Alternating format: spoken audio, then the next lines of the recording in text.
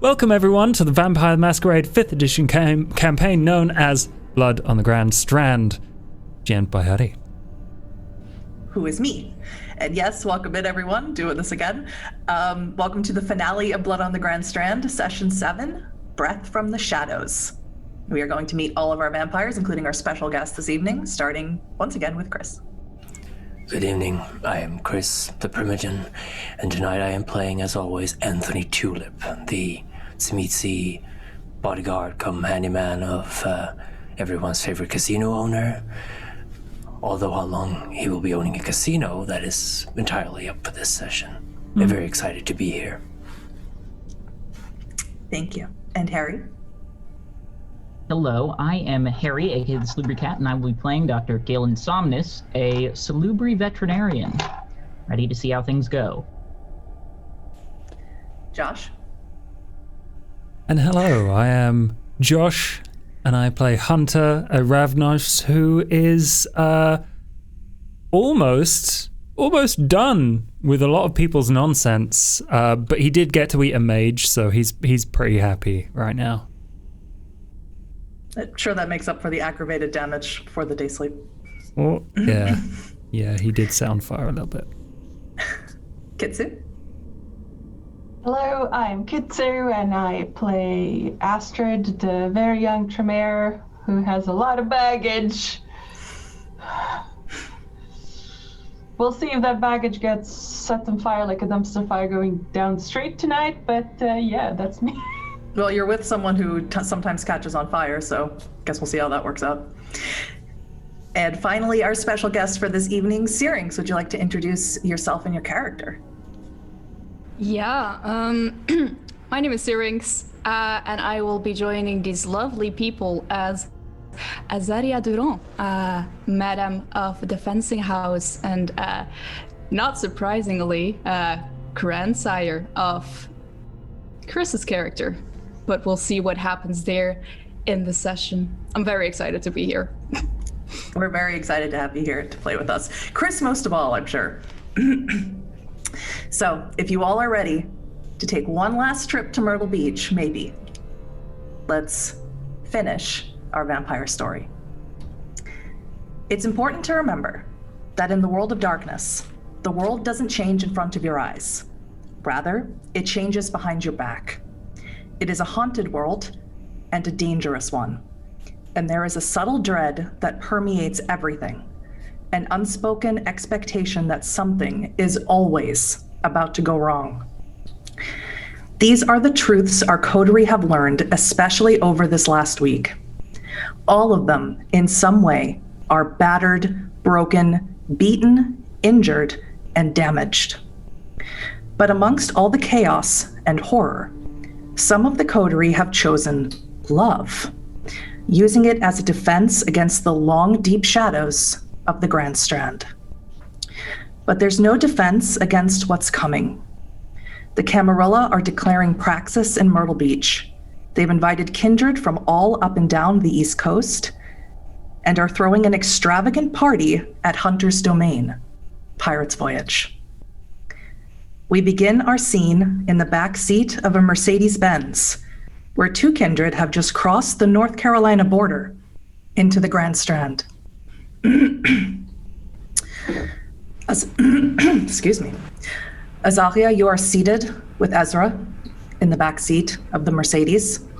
Antonia is driving. Marcellus sitting in the passenger seat. You've just crossed over the border from North Carolina, where you flew in, and are heading to this party on the Grand Strand. Ezra is looking out the window, and he looks disgusted by the surroundings. I cannot believe I have to leave you here, my goddess. Well, Boston was nicer, that is true. But seeing what happened there, I am actually glad to leave. Being under a prince like that is like being under a peasant, at least. Although And she will also like look outside the window. Surroundings could have been nicer. It won't be forever. I will get you back. Although it would have been easier if you had not made such a fool of the prince in front of his court. But I will do what I can, what I must, because the work can only continue when we are together again.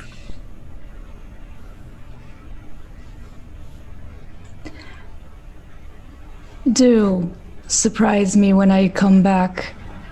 I expect you to be in quite a raise of status once all of this is over. And I can guarantee it.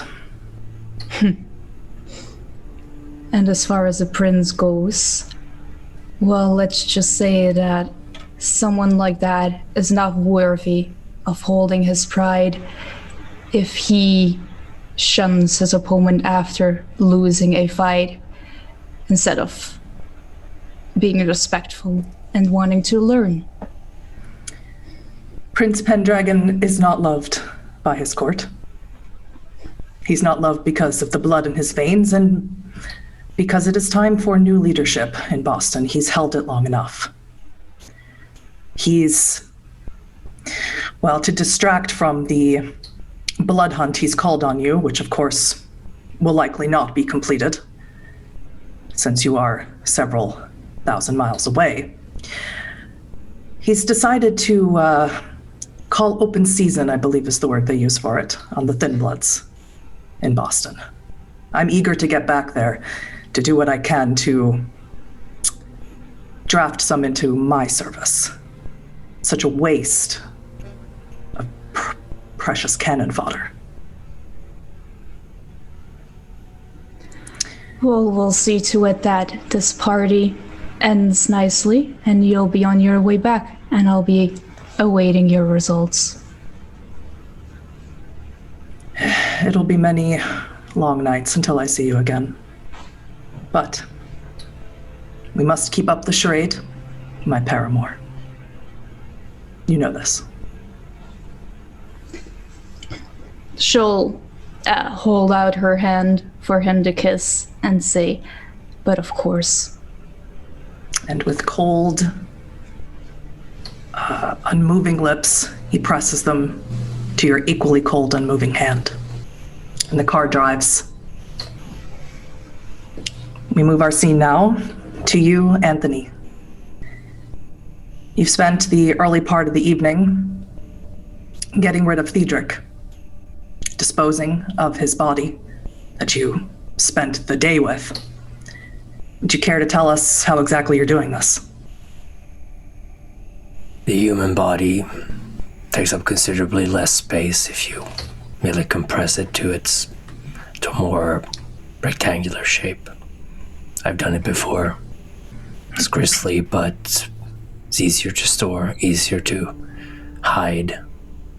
For now, I will merely put it in a plastic bag of some sort and dispose of it along the, perhaps in the woods. I don't know how far away from the woods I am. I'm a little bit out of sorts, considering I've spent the night away from where I would like to be. Please mark off 2 aggravated willpower damage for spending the night away from your precious things. Understood. Behind Galen's clinic, where you placed the SUV, is an abandoned condominium/golf course. Easy enough place to bury a body where no one will look. You could even dump it Perfect. into one of the man-made lakes on one of the holes. I've done this. I've dug the hole myself, giving myself some time to clear my mind, think about things that have been happening lately, and of the sign that I saw last night. Mm-hmm. And as you cover the hole, please make your evening rouse check. Of course.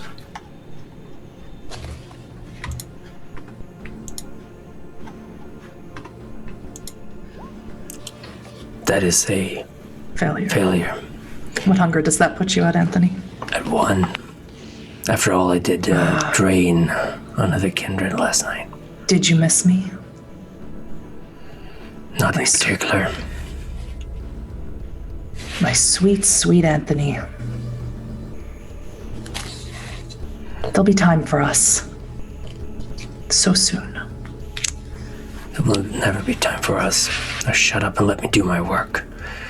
I will also try to heal one of the aggravated wounds I received on the, during the scuffle last night. That would be 3 rouse checks.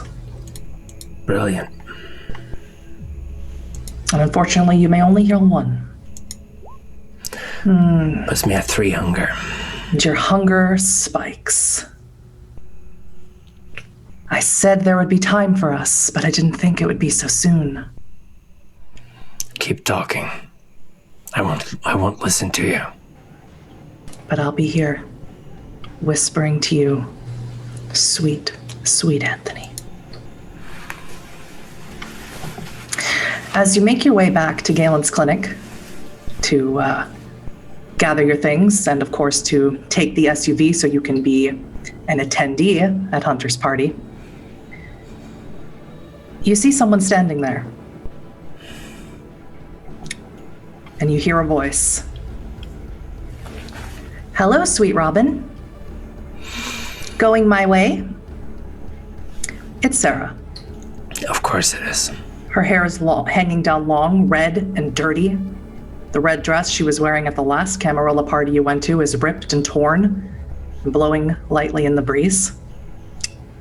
And she's just standing there.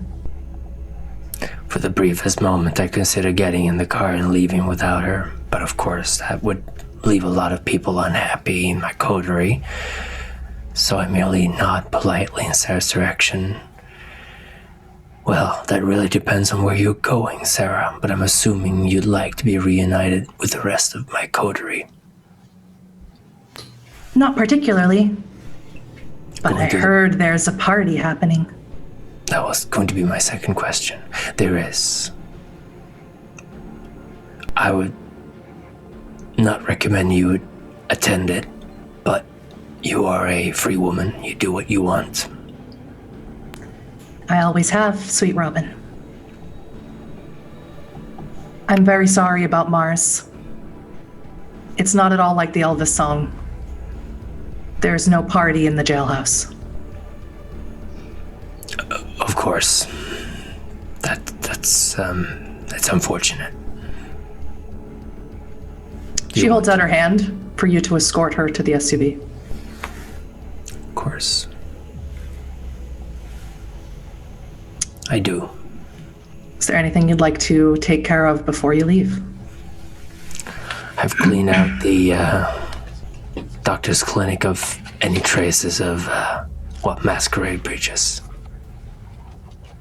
Mm-hmm. Good. Then I'm leaving. And you drive off. Sarah hums quietly to herself in the back seat. We move our scene to Galen. Galen, you are currently in Pirate's Voyage in the private quarters that Hunter let you and Victoria use. And right now you're in the bathroom looking at your, let's say, mangled body. You suffered an extraordinary amount of damage. Please make your evening rouse check. All right, let's see it. Oak. And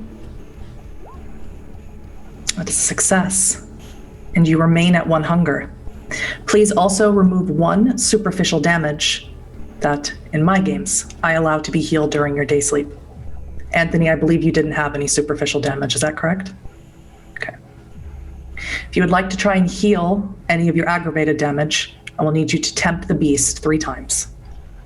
honestly, I'm going to try it because I am very damaged. Very. 2, 3. Okay, so I only get 1 bit hungrier. And I heal an aggravated damage. An excellent mastery of your beast this evening. You feel a little bit better. Your face, from that gunshot, you could see exposed cheekbones, exposed jawbones, and blackened from the gunpowder. but it stitches itself back together. The flesh becomes less crispy, becomes more clear. You still, of course, every movement is painful. You still have a hole in your chest, a hole in your stomach. But it's a little bit easier to move around, and you don't look quite as monstrous as you normally would. As you exit out the bathroom, you see Victoria is getting dressed for this party. Hunter, before he went to his day sleep, as Victoria had requested, had asked for Caden to send up some clothes. And all of the rooms here at Pirate's Voyage, in the private section, have dumbwaiters. So there, she has opened the small cabinet doors, and there was a selection of dresses. And she's chosen a very beautiful baby blue dress that ties behind the neck and leaves the back exposed. And as you see her, you see she has knife wounds in her back, likely from when she was fighting Bethany and her goons just last night in order to rescue you. Are you all right? She turns to look at you. Yes, Carino. Are you all right? Yes, it's just you've been stabbed a few times. Yes. I am hesitant to kill myself. I have never been without the voice in my mind, the hunger. I want to hold on to it for a little bit. Mm-hmm. And you look very damaged, Carino. I am, badly, but I should be okay. At least my face isn't as, well, annihilated as it was. And she touches it. Yes, it looks much better. There are clothes here. Would you like? I chose this tie. It matches my dress. Would you like to wear it? Sure thing. And she picks clothes for you. Mm-hmm. How are you feeling about the party? Nervous, of course, but I think we can handle it, honestly. I've been thinking, just worrying back and forth a lot, and, well, going back and forth with myself. And now, the more I think about it, the less I can justify any worries I have. What happens tonight is going to happen, whether I am involved or not, so I might as well be involved to try to push things in the direction that we would want. And as she removes the clothes that you're wearing, puts on your shirt, starts adjusting your tie, she laughs to herself. If I had known putting you in the cage would get you to have such an epiphany, I may have done it a few years ago. I am glad to see that you have a better perspective on this on life and the goings on here in the Grand Strand. I just hope it is not too little too late, I believe is the phrase. Yeah, I hope so too. And as she finishes dressing you, she gives you a kiss, and she says, "Te quiero, cariño." You know this, yes? Yes. Good.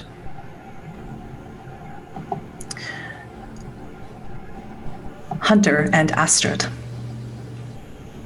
Also in your own room, Astrid, you have also gotten ready for the party, and Hunter has also gotten ready, but he's been multitasking. He's been buttoning his shirt and getting on his rings and talking on the phone at the same time. He's been talking to Caden, and Caden has been almost inconsolable because he's not allowed into the party. He was outside of the building and they wouldn't let him in, and it's been very difficult for Hunter to try and explain it to him. As far as you're aware, Caden is not Gould. He just seems to be extraordinarily loyal to Hunter. You also see, as Hunter holds the phone with one hand or on his shoulder and adjusts his shirt and fixes his necklace, you see that he has burn marks on his chest. Now, you know he had the burn mark on his palm from when he tried to remove the metal vest from you last night. But he seems to have suffered other damage that you were not aware of. would you both please make your evening rouse checks? We have to. And yes, you do. And you are at 3 hunger, I believe. That is a success for both of you. Guess that those deep cuddles were exactly what you needed. Now, if either of you have any superficial damage, please remove 1 with your day sleep. Good, that's a bonus. And if either of you have aggravated damage, which we know Hunter does, if you'd like to try and heal it, you may. I will attempt it. There's no better time than the present. Oh, I'm at 2 hunger now.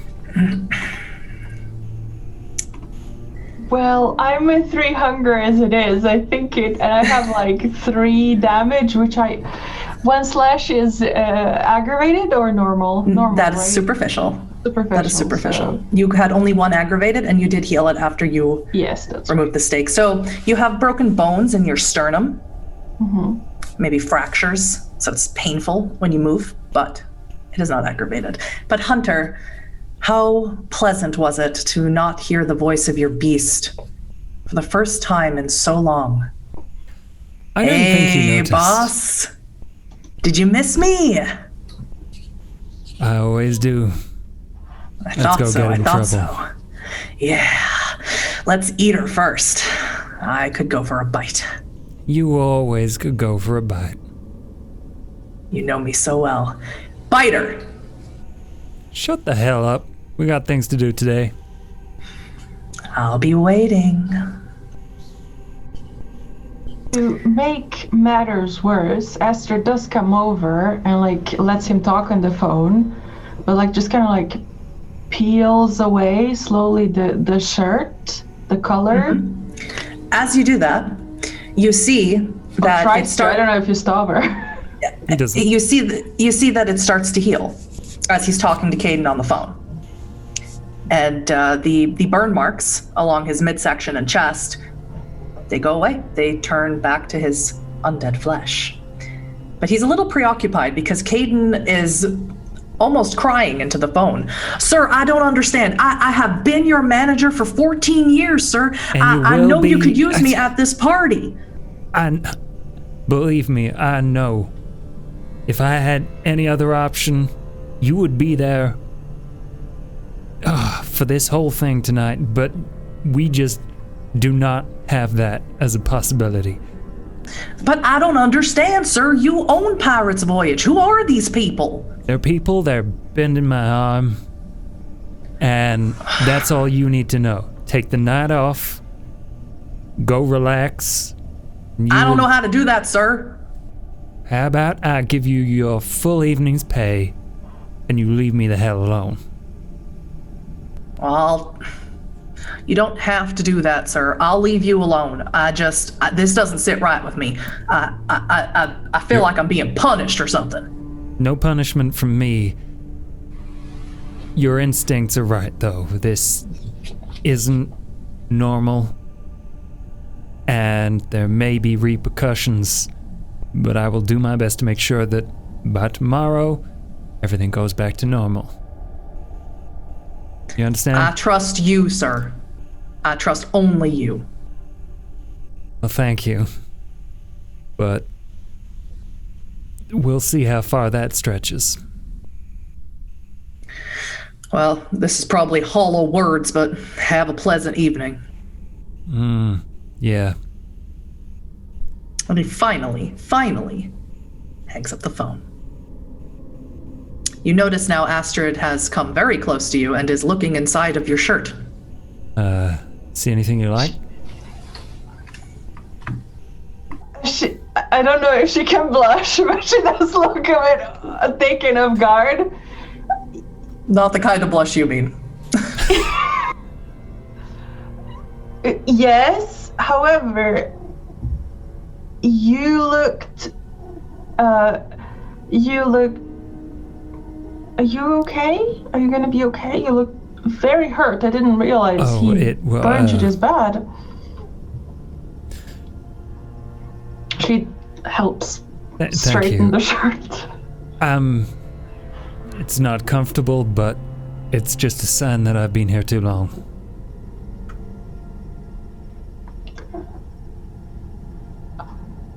Okay, I'm sure you have your Here's- curses.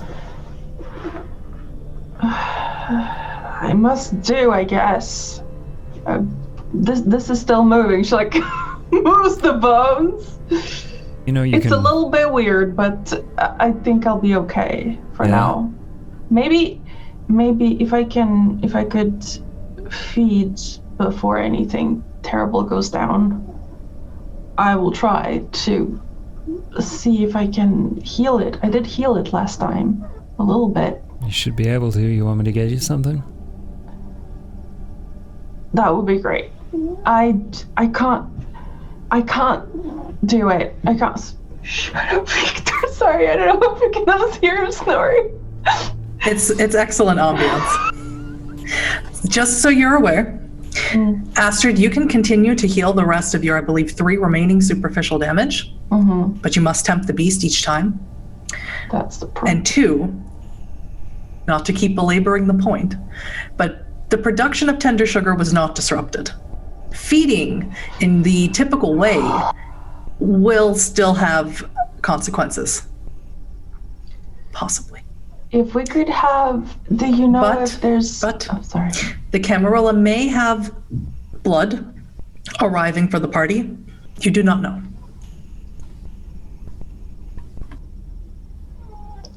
If there's something packaged, maybe that would be a good idea. However, there's something else that I wanted to tell you before we do anything today. Well, you did say you're fond of me. I don't know what that exactly translates to, and you don't gotta elaborate, but let me elaborate. I didn't say it back because I am fond of you. That's actually a really good word, because I can't say love. Because the thing is, I gave so much of my life away for everything. You know the whole story. You know the situation that happened with Soul. I don't. This is different. It doesn't feel wrong, but this is different, and I hope we have the time to figure out what it is and how to work with it. But I think I need some more time. I promised Sarah I would not turn away, so this is not me turning away. But I wanted to tell you, because, you know, I don't want to rush anything. Because when people rush into things, bad things happen. And I want to be careful. And on top of that, I want you to be careful tonight as well. I will be more careful, I promise. I will not go off on my own. I am so sorry. Don't be sorry, that's my dream- mistake as much as yours. And It was careful dumb. isn't I did normally it. the way I work. Okay. So this is clearly new for you, but you deal with this any way you need to. We get through tonight, and then we can talk. That sounds like a great idea. But I'm not going to promise to be careful. As you say that, Hunter, your phone rings again. But this time, it's not a number that you know or recognize. Do you answer it? Yeah, he does. It's a woman's voice. Hello, who am I speaking with? My name is Hunter. Who are you? My name is Detective Stella Carter. I am an associate of Anthony Tulip. I have been trying to get a hold of him since last night, but his phone just goes right to voicemail. I don't know if it's broken. He gave me this number in case I couldn't contact him. I work for the Myrtle Beach Police Department. I am a homicide detective. That sounds serious. I'm not sure if it's serious. A few nights ago, he was asking about someone named Marcus. Marcus Lavoy. Do you know the name? Can't say I do. He's an FBI agent. I have reason to believe that he is being held as a suspect for a terrorist activity. The Sunrise cruise at about 8 o'clock this morning was blown up. I can't confirm this just yet, but him and a few associates were apprehended. I just thought he'd want to know. I will try and get more information if I can. Very well. Thank you very much for telling me. I will see what I can do about Anthony. Okay, thank you. And please tell him to get in contact with me when he can. Will do. Good night. She hangs up. Interesting. I have to go and tell Anthony something. Is there anything aside from food you need this evening? No, I want to come with you, though. I don't want to, yeah. Don't let me wander off alone. I cannot be trusted with that yet. I understand. Yeah, go find Anthony. Well, he has not arrived yet. You know he spent the day at Galen's clinic, so you know he will arrive at some point. Gotcha. So you both exit out of the room. Galen and Victoria exit out as well. And they're holding hands. They seem to be much more affectionate with one another than they were when they first reunited, what seems like a lifetime ago. And Victoria greets you both. She's wearing a very lovely sky blue dress. Good evening, Hunter, Astrid. How are you? Feeling the strain. Okay. See. This is not going to be good. No, it ain't. Then you hear a massive whomp noise that shakes the building and shakes the floor you're on. And suddenly you hear the strangest dubstep remix of the 80s song Sweet Dreams Are Made of This by Sweet Eurythmics. It's awful. And Victoria sort of grabs a little tighter onto Galen. What is that?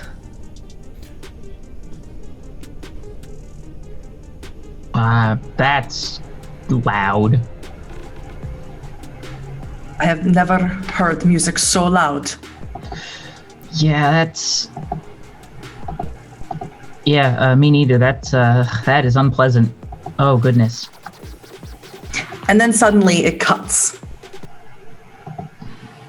Does this mean the party is starting? Is that what this means? Be my guess. We should go and see, perhaps we have guests to meet. You go ahead. I will see if I can procure us some drinks. I believe, from what I heard from the Ivory Tower Kindred, they said that Diana Garland has employed the services of the circulatory system. Have you heard of them? Rings a bell. They are not necessarily well favored among all courts. They do make a good pun. See, but they provide blood from all corners. Sounds safer than whatever we got going on in Myrtle Beach. So be it. Maybe I can find us somewhere a bit more discreet. I got a backstage. She gestures for you to lead the way. Yeah. And he leads to like the non I guess what would now be a dance floor Correct. instead of a casino floor. But yeah, he leads them through the passages that head around and see if he can get the attention of someone who seems to be organizing things. You don't see kindred buzzing around as you all descend the stairs. You only see a person at the DJ booth wearing a tiger mask, the big sign on the DJ booth saying DJ Tiger. And Diana Garland is there, and she seems to be scolding him or reprimanding him. She has resumed her 2.5 meter tall height, or 10 feet tall, or 9 feet tall. And you can't tell exactly what it is because she has her back to you, but she has flesh crafted her shape into something. And you hear her voice saying, look, I know you're very highly recommended from Chicago, but there will be no playing at this DJ booth until after the prince makes his announcement. I went over this with you yesterday. Do not make that noise again, or I will throw you out.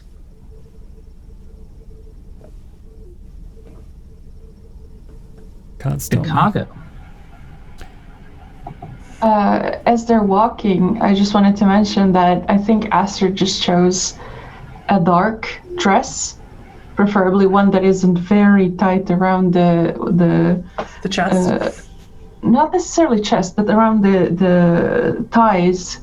So if she needs, she can run. I was thinking about your damage. No, but like it is form-fitting, but not from the waist down. And she also, if there were shoes to choose from, she chose very low heels. So, full running gear.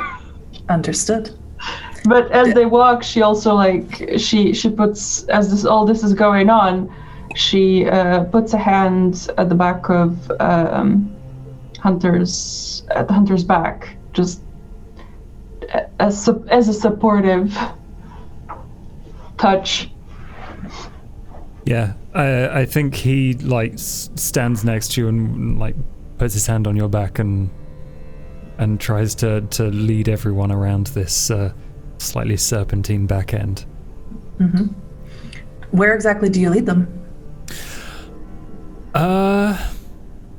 There be a kitchen area here? Of course. Yeah. In that case, should be mentioned that Pirate's Voyage offers a 5-course dinner meal with for the public-facing business. It is a pirate-themed show with an actual full tank of water and a ship and buccaneers who will swing across and swashbuckle, and the audience gets to enjoy a 5-course meal with their hands that are supposed to be authentic to the 18th century. So yes, of course, there's a full kitchen. Wonderful. Yeah, he's going to try and lead them to the kitchen then. And you do so. Anthony, you have arrived at Pirate's Voyage. A few other cars have arrived with you, but you would just assume they are other kindred. Do you park around the back or the front? You are muted, by the way. I could have sworn I clicked that button.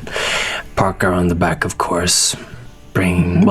Of course, offering to drop Sarah off at the front. I know that whatever I want to do won't stop her from doing what she wants to do, so may as well facilitate that. As you pull around to the back, you hear the door shut. When you look back, she's not in there. She exited as the vehicle slowed to a crawl. Of course she did. And That's obfuscated. That's fine. She'll manage on her own. I will, I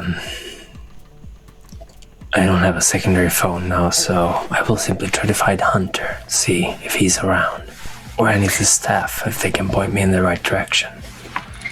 The only staff that are here that you can see so far are other kindred. You know that telltale signature. They don't move right, and they don't breathe, and they don't blink enough. But you know the back way into Pirate's Voyage. You certainly know how to find Hunter. If you sense the beast, you know his signature better than any vampire you've ever met. Would you like to roll it, or would you like to just look for him? I will simply look for him. I'd rather not risk getting hungrier. So you enter into the back entrance that leads directly to the private quarters. Then you must descend the staircase on the opposite end, on the north end. Azavia, you have pulled into Pirate's Voyage, your sleek Mercedes-Benz S-Class vehicle. And Ezra lets out a disgusted, chortling noise at the location. This is where Prince Tenebras chose to have his big party. Is this the best that the Grand Strand has to offer? It's disgusting. Does make one wonder indeed. He places his circlet on his head, the crown of amethysts. Are you ready for this, my darling?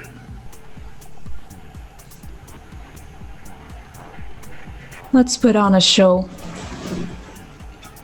I would dance with you any night. He exits out the vehicle. Of course, Marcellus and Antonia exit out the vehicle as well. Marcellus goes to open your door. Antonia opens his. And he holds out his hand for you. Shall we? So you both approach the entrance. You see two sharply dressed kindred. You can tell they aren't human. They are kindred, but young. They blink too much. They move their shoulders too much. They shift in their feet. It's such a tell. It's such a giveaway. It's such a disappointment to see. And they look at you. Name, miss? She'll actually look at Ezra because she is not here as invited guest.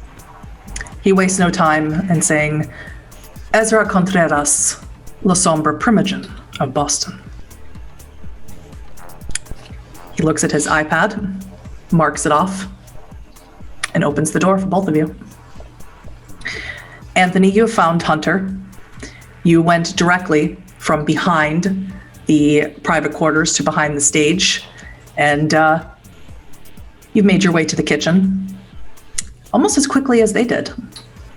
Very determined to get back to your precious belongings.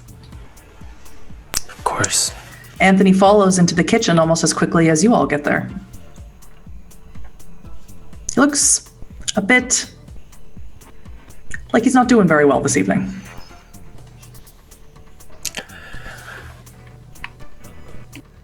You made it back safe. As did you. You look like I feel. Everything go to plan? I cleaned everything up. It's fine. Barely learned anything though. Waste of time. Nothing's a waste of time. We got here now. So.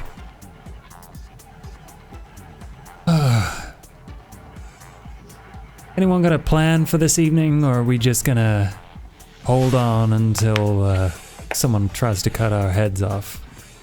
Well, my arson idea got vetoed, so I'm shit out of luck. Sorry, I'm all in, but never mind. Oh, okay. This is supposed to be a party, and you don't have to enjoy it, but you do at least have to look like it. I am a host. I will be making sure that everyone is cared for. So, wipe those grim faces off. Go take advantage of the evening. And as you say that, you hear a very loud voice make an announcement. La Sombra Primogen of Boston and his paramour, Azaria Duran of Clan Samitsi.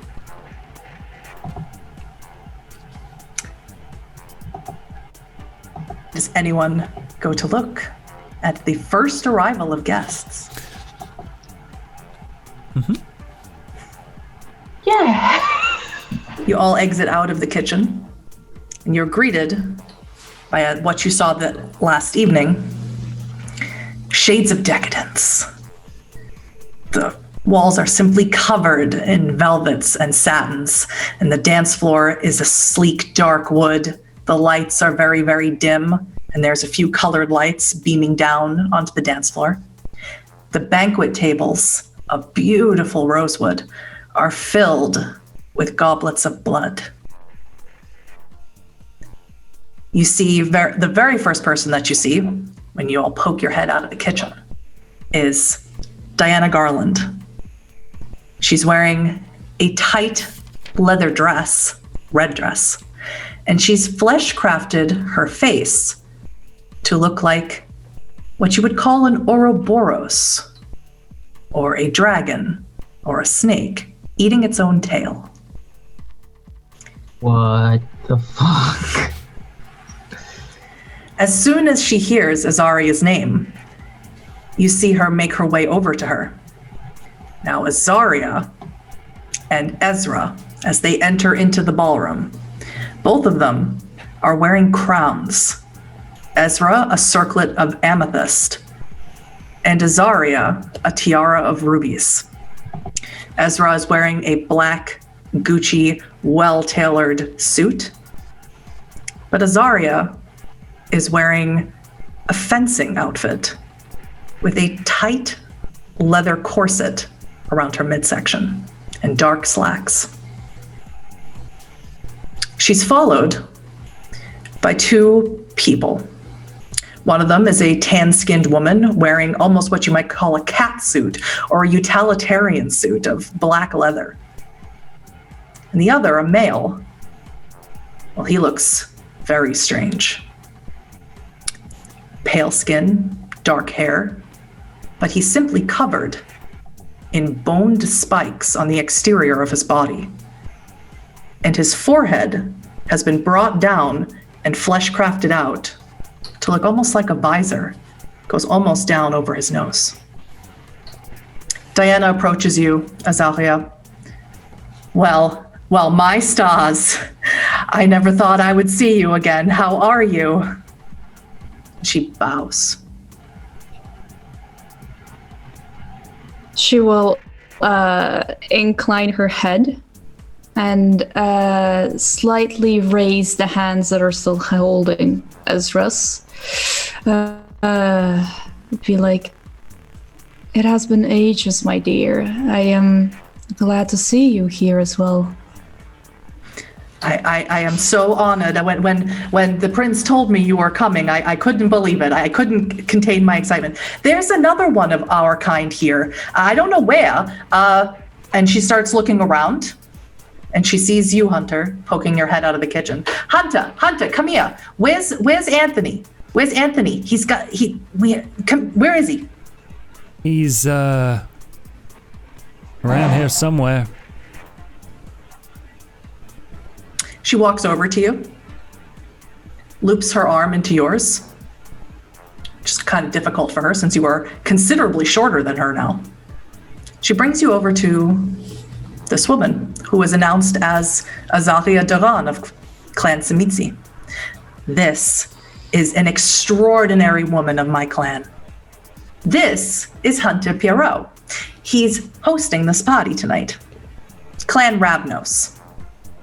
Indeed, it is an honor to have you here, Azaria Duran.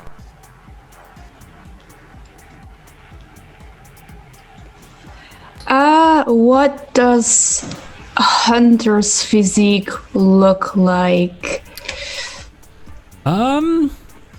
He looks about 6 foot. He's very, lean, strong, and he clearly takes a lot of care over himself. He is stunning, if you were to put it in words. Oh, but I wasn't talking about looks. Hunter always talks about looks. Azaria! Azaria will take a moment to visibly look Hunter up and down. And there will be like a silence there before she actually answers. She will hold out her hand and she will say, "You can say Madame Durand." Of course. And he takes it and kisses her hand. What are the rest of you doing? As Hunter has been forcibly introduced to this other Tzimitzi. Well, Astrid is kind of hoovering in the background. She's not been told to come close, so she's just kind of like... From where Hunter's been fished, she's just stay there, kind of in the periphery. She's eyeing the cups a little bit, but this is more important right now. As you stand in the periphery, you hear another announcement. High Regent of the Clan Tremere of the Grand Strand. And in walks a short man, bald, bearded, with a gaggle of other Tremere, you assume, and you recognize him, Astrid. He was at the other camp party that you were already at. He's the one who waved at you. And he sees you again, and he approaches you. I incline my head when our eyes meet. He approaches you. Okay. Galen, what are you doing? Not getting anywhere near the Tremere. Victoria holds on to you rather tightly, but she seems quite fixated on Azaria. I have met her before. I do not know if I should go and reintroduce myself. If you think it'll go well, then go for it, but I am going to keep my distance. Perhaps you should stay with the kitchen stuff. I do not know. Yeah, I think that's probably for the best. I am here, Carino, if you need me. Of course. And she lets go of your arm and walks towards Hunter and Azaria. Anthony, what are you doing? I have been running several different scenarios through my mind, being for a second even considering taking on the face of the Ravnos I got rid of yesterday, but that would only invite questions about the whereabouts of the Prince's Sheriff, so I'm currently having a minor panic attack in the kitchen. Understood. Someone is ringing my doorbell, so I need to go see what that is. I'm so sorry. That's okay. You're all Fine. good. All right. Shit happens. It's, what are you Where's it up gonna- to here, Azaria? Which... Are you actually asking that? Oh, yeah. Hunter's Okay. making small talk. Don't call Okay, yeah. There will be a slight smile on her face, and she'll say, well, I heard great things about Myrtle Beach, and, well, my partner and I here decided to come visit, especially with the, well, big occasion happening tonight. What hand do Yeah. you have in hosting it? You someone special to the prince? Oh, I'm very special, but not to the prince. You know how it goes, bending arms and taking over new places. I'm sure it's a very exciting job to be prince. I'm sure it is, although it is a dangerous job. Ezra chuckles at that. When you are in court, my darling, I will go mingle Enjoy yourself. He does not introduce himself to you, Hunter. Diana has left Azaria's presence, seeing that Azaria has changed her attention, and she's gone into the kitchen to find you, Anthony. She sees you as well, Galen, but she pays very little attention to you. Just how I like it. Anthony, didn't you not hear the announcement? Oh, I'm sorry. I was discussing something with the kitchen staff. I know where things aren't the same as the way they used to be, but hospitality is still a pretty big deal for us. You're gonna say hello, aren't you? Of course, just that I prefer to usually stay on the background. Let Mr. Pierrot do the talking. This party is real important to me. I'm gonna ask you to do your best to be talkative to the people who want to talk to you. Sorry, when did you become my keeper? I am the keeper. And she goes and exits out the door. Fine. I'll follow. She doesn't lead you to Azaria. She goes back over to continue her reprimanding of the DJ, who is on his laptop. That's the integrated laptop, and she's suspicious that he's going to start trying to play music again. You hear more announcements as you exit. You hear Seneschal of the newly reformed Atlanta. You hear Tremere Regent of Augusta. You also hear some Anarch names.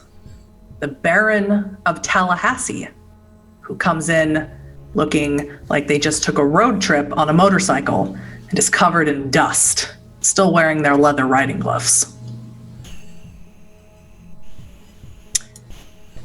Astrid, this High Regent of Myrtle Beach has approached you. And he says, "Good evening, young one." Evening. Do you know who I am? I do know. You have been announced, but I don't believe we've met. I am what would be called in our parlance, your grandsire. Dean is my child, I see. and you are his child. Where is he? I cannot tell. I don't know. But it's nice to meet you. The Tremere around that came with him have circled around you. They are not mingling with you, rather, circling you. It would have been nicer to have met you after your embrace, which was not sanctioned by me. How much do you know? How much has he taught you? What has he done with you? Well, he sent me on errands. Errands? Yeah. He gave me some stuff to do. Mainly, he wanted me to, I think, learn by myself. He wasn't very forthcoming with information. Some of the Tremere That start is- giggling. Is something You have wrong? not studied? Is something wrong?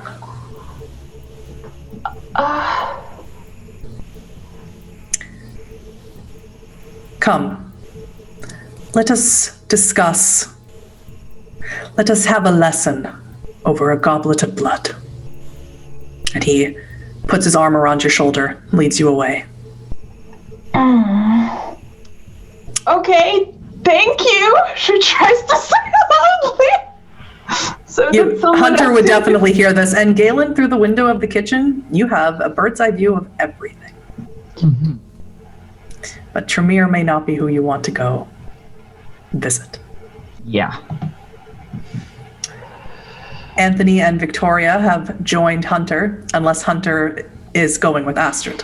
Yeah, Hunter is going to excuse himself. 1 second, I will it's been wonderful meeting you. And he just turns around and leaves. And you start following Astrid and these Yeah, Tremere. he goes with Astrid. Anthony and Victoria have approached you, Azavia. Of course, you recognize Victoria. Once upon a time, the battles that you fought were some of the best in modern knights. The other one you don't recognize. Madame Duran, it's good to see you again, I believe. Victoria. I thought we would never see each other again. But I I'm always pleased. hoped. Your crown is magnificent. Thank you. It was earned through somewhat of a battle, you may say, but not as grand as ours, of course. Perhaps once again we will get the opportunity to see who comes out on top. I do hope to be staying in Myrtle Beach for a bit longer at least. Yes, I saw your building, the Madame Duran House of Fencing. I do quite like finding new potential and bringing it to bloom. So I have heard. She looks to you, Anthony. A gesture that she makes only for a moment, as if, do you want to get out of this now? Madame Azaria will look to Anthony as well. Madame Durand, it's a pleasure. I'm Anthony. I am a local of our blood.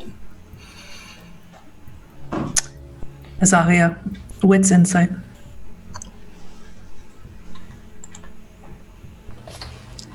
Give me a small note on what button I need to press. I know I need to press a D20, but is it next to wits or? You do... Insight, I think. Yeah, you Insight do and then insight wits. and wits. Because it's backwards on this sheet. Oh, okay, got it. And then there should be a modifier pop up. Yeah. Would you like to? press Would you like to 0. spend some willpower? Oh, absolutely. How do I do that? Should be WP reroll, correct? Yeah, just under the willpower bar, there's a one that lets Yeah. you reroll up to 3.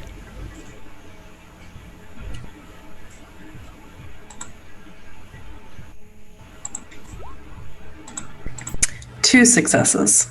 Not the greatest. No. Something in his voice is familiar. Of course, the name Anthony could mean anything. Perhaps his full name would help you. She will extend her hand much like she did with Hunter, and she will say, Anthony, do you have a last name? It's just Anthony. Take her hand and hold it politely, shake it if that is the motion she's going for. Azafia, does that She answer held- please you? Because you have things that we discussed that you can do. I can remind you of them if you like. Oh, please do. But she will continue.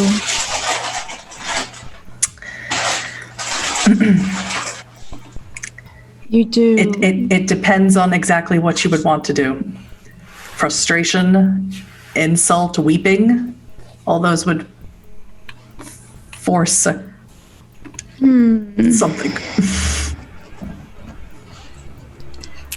I do not quite like that he seems to not want to give any answers, and she held out her hand in the motion of like this. I do find it quite funny that he would shake the hand. No, I would not shake it if you held it like I think. Okay. Perhaps he's quite nervous. Do not need any insight to see that.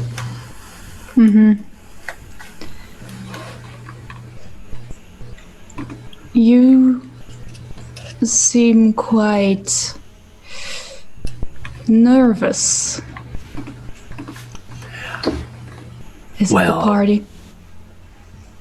I would be remiss not to mention that Myrtle Beach is hardly the metropolitan area of this region, and you seem to be coming from a much more important place than this little hole, and I must admit I'm a little bit starstruck is perhaps the appropriate term.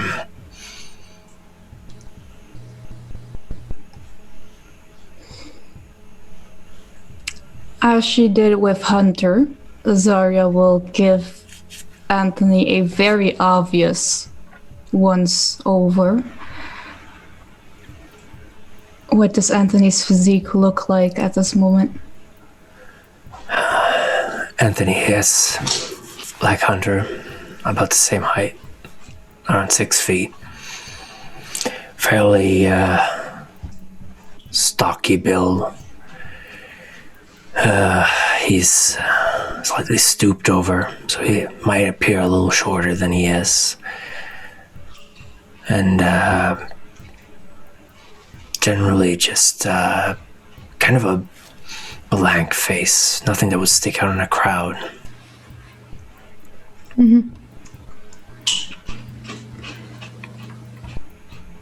You do seem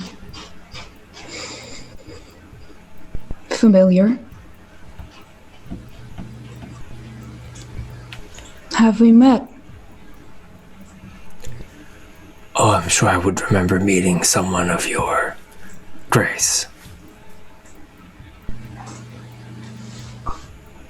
That is not an answer to the question, dear. I was embraced during the war for the East Coast. I may have. You do look familiar. I might have caught your face in passing, although I'm sure you're much too busy to notice one of my low standing. I recognize your voice. We must have talked. It's possible. Those years are a little blurred to me. It was a rather traumatic experience, which I'm sure you can imagine.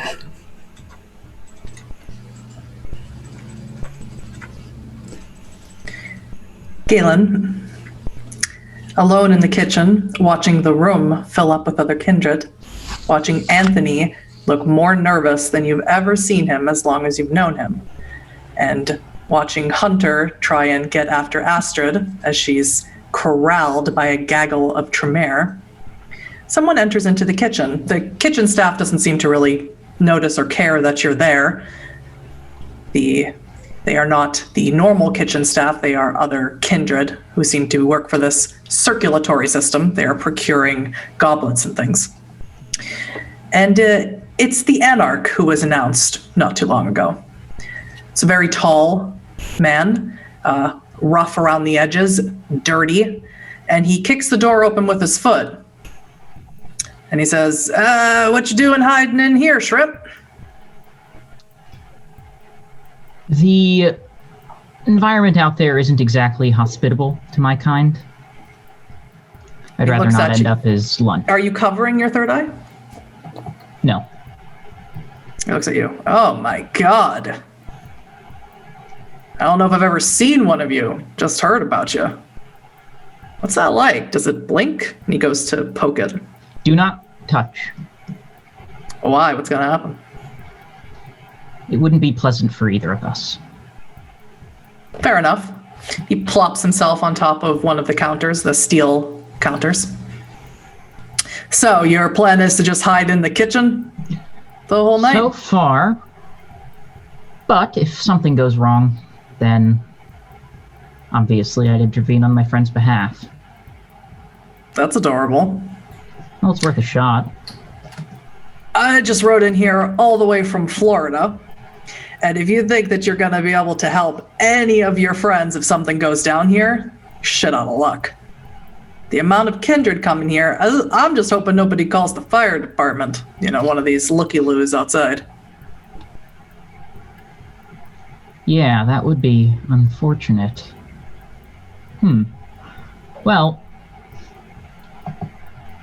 yeah, I don't have much of a plan. I had one, but that's been vetoed, so for now Well, I'm just... He lights up a cigarette. Let me ask you this: Are you Cam, or are you one of the good ones? I'm certainly not with a Camarilla, if that's what you're asking. Nice. You see, I got invited. I mean, Tallahassee, big place, and the Cam's a little bit more influential there, but we're gaining ground, and they sort of gave me an olive branch, this whole thing. But we are a little interested about what's going on here, because we don't like getting this news that Anarchs are losing ground, and some of us, we want to help. How do you plan on doing that? Well, plan on moving into this turf and bolstering the movement and kicking a little cammy ass. Name's George, by the way, and he holds out a very dirty leathered hand. I'll shake it.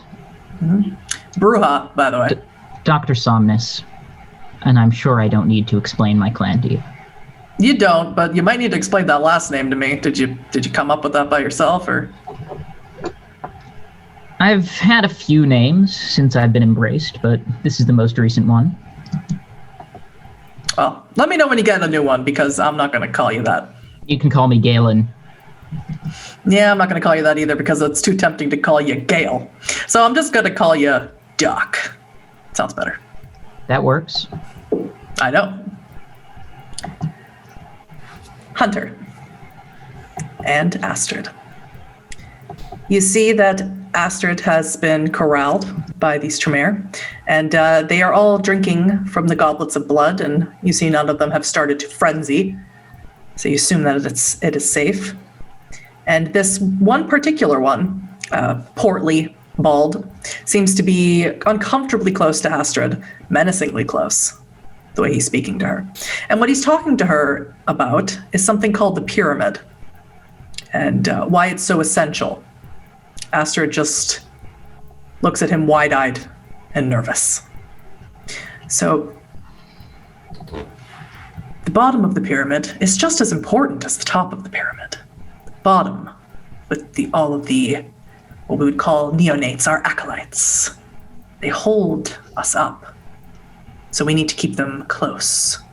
Do you understand that? Sounds reasonable.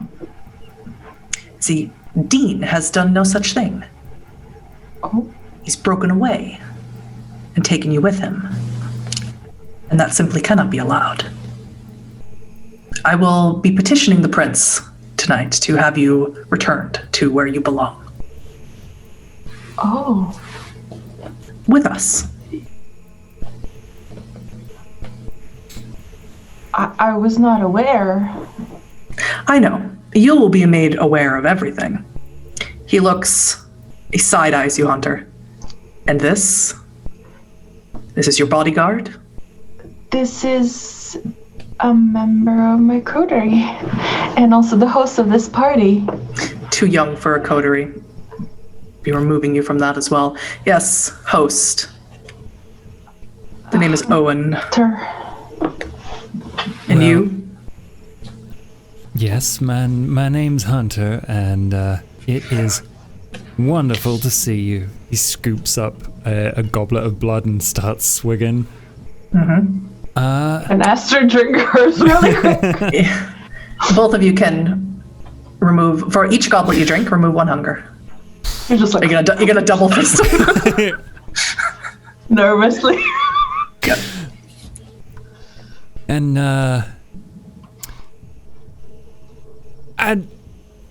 I would suggest that you mingle a bit more. It's no fun just hanging around with your mates. I'm sure these are wonderful Tremere people with you here, but Excuse me. Do you belong to the Ivory Tower? doesn't everyone?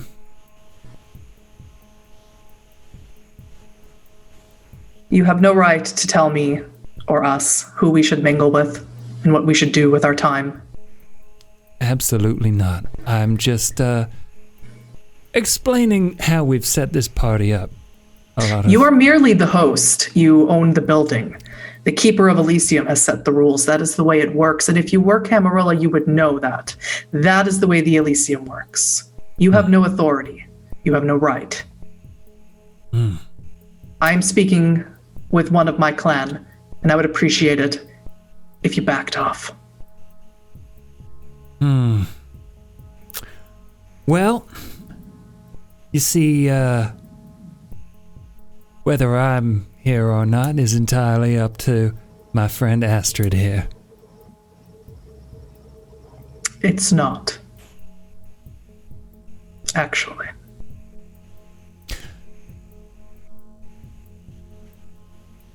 Well, I think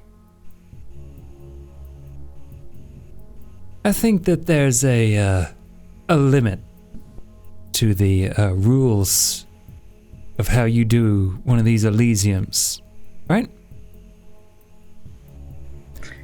You'd have to elaborate. I can barely understand you. The words you choose, the etiquette, the grammar. Good. I was just thinking that perhaps you ought to back off and enjoy your night elsewhere. And follow the rules that the Keeper is here to uphold. I will go speak with the Keeper of Elysium. And with the Prince. That's a good Excuse idea. me. And they leave Astrid. She grabs for his arms like, I take everything back. You can be as reckless as you want. I trust you. This is bad, though. I have an idea. Prince owes me one. So how about I ask for him to ignore whatever the hell that windbag's talking about? I don't want to talk to that guy anymore. So, maybe I should stay in the kitchen. Are we all gonna end up in the kitchen? I mean... Anthony's looking like he's gonna shit an egg. So why don't you go help him out? Okay, yeah, I'll go there. Yeah. Have fun. Are you gonna be okay? Where are you headed? You said you had a plan. I'm gonna go ask the prince for a favor. The Prince has not arrived yet, just so you know. And wait till he gets here. I'll keep an eye out. It's probably best if I don't talk to Azaria, because I can't remember her name and she seemed pissed off by that. I'm gonna go. I shuffle off. Where do you go, Hunter? The room is getting quite crowded. It's filled with kindred. Someone is giving you a particularly nasty look, though. Is it Owen? No. Owen is speaking now with Diana, still over by the DJ booth. It's almost like she doesn't want to take her eyes off of him. Who's giving me an evil look, then? Someone who came with Azaria. So a woman with olive skin, wearing a catsuit, who is standing fairly close to Azaria, but she's quite a bit taller than her. And she's staring daggers at you. Hunter's gonna wink at her and then try and imagine, because last time the prince arrived on a stage, right? Yes. Would that be the DJ booth here? No. Where's the stage in this room? As it was at the other camp party, it is at the head of the dance floor. Hunter's gonna make his way to the stage at the dance floor then. And the woman in the catsuit is following you. Anthony and Azaria.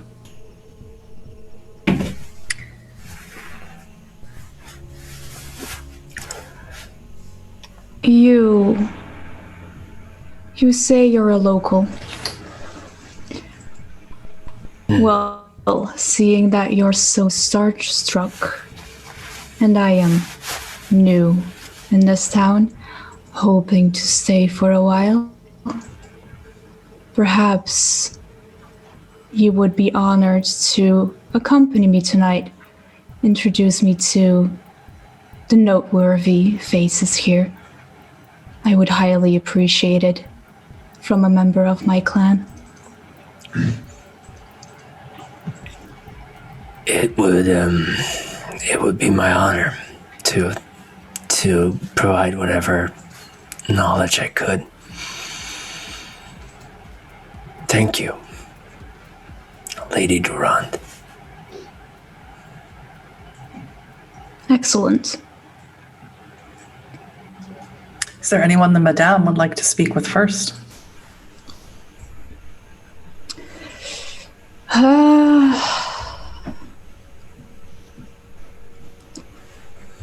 She saw, well, she probably, when she was looking around right now, she would see Antonia leave her side, walking with a purpose, I assume. Yes. Yeah. She will look that way for a second and take a step closer to Anthony and cross her arms. The host of this party, my companion seems to have taken an interest in him. What can you tell me about him? Mr. Pirro is the owner of the establishment, that is correct. But he is, as far as I know, not the host of the event.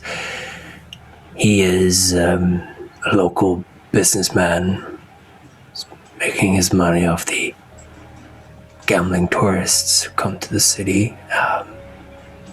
Quite influential amongst the local kindred. There's little of any kind of organization in terms of Camarilla up until now, so I would suppose by default Camarilla, a very generous man, trustworthy man of his words.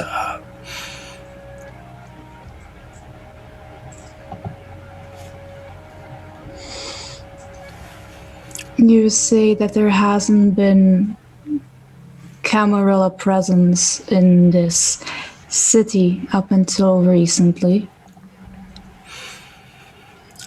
I'm assuming you have been around from before that time? As you're no doubt aware, there's always going to be fish thinking themselves big enough to rule over the pond, and I suppose officially Myrtle Beach has been Anarch territory, but that doesn't mean much considering that there has never been any official collaboration with other Anarch cities as far as I'm aware. It's merely been someone deciding to call themselves a baron, and everyone else just nodding and going along with it.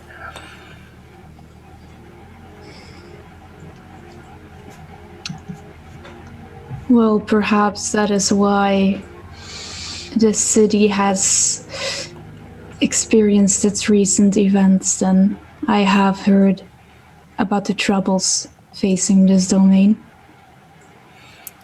Oh, you are speaking of the recent upsurge of a drug, I believe it is. I'm not personally involved in the investigation of this matter, so I've only heard through the grapevine, so to speak, that feeding has become quite dangerous in the area, I believe. I mostly just keep to myself, to be honest. I rarely visit these kind of shindigs. As one would expect from one of our clan, we tend to like to keep to ourselves, which is admittedly also something I am planning to do. I may be here tonight, but I would much rather also keep to myself, and perhaps some good company now and then. There's quite the crowd to select from. If you don't mind me asking, Lady Durand, you're in the city to get away from Boston, was it?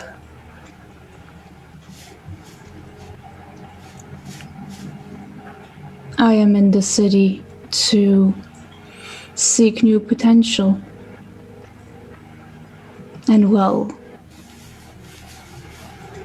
I have already seen some potential, I must say.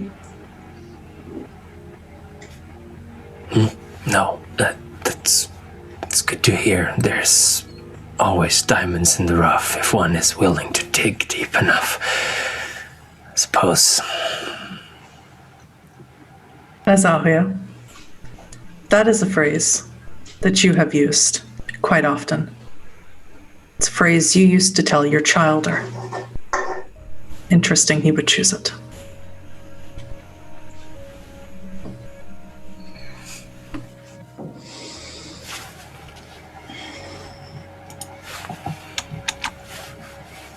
You say you have history in the, well, war, as you called it. The conflicts along the East Coast, yes. I was embraced in... I was embraced here and took part in the rather minor struggles to take South Carolina, and then I was left behind as the war machine kept moving, so to speak. And that was the last I heard of my sire, who I suppose must have gone the way of the dodo or something further north. If you pardon, that was rude of me. I'm unused to speaking with other kindred.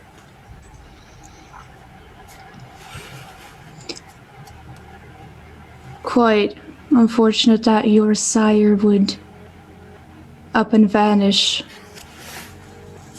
Something we have in common. Oh. Tell me, you were active in that specific area. Have you heard of the name, well, someone who carries the same first name as you, Anthony Tulip, perhaps? It's not a name that's familiar to me, no. Could I wits insight? He seems... You can, or you can bring the emotional truth out of him with your sorcery. It is up to you. I have the feeling that he has been quite nervous this entire time. And nervous might also say that he has been untruthful. So, with the next sentence, I will rouse the blood. Understood. Anthony, please make me a composure and occult roll. Very well.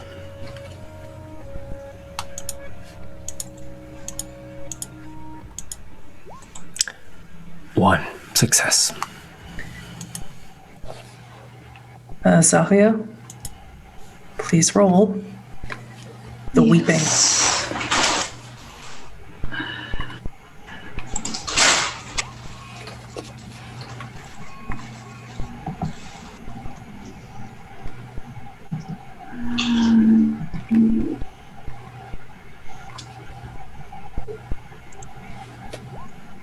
Oh, I don't know if I did this right. I clicked the button next to it. You just made a second rouse check. If you go to your powers and open down the list, should have the roll button right there. The intelligence plus the discipline. Okay. Because I clicked next to the... Oh yeah, okay.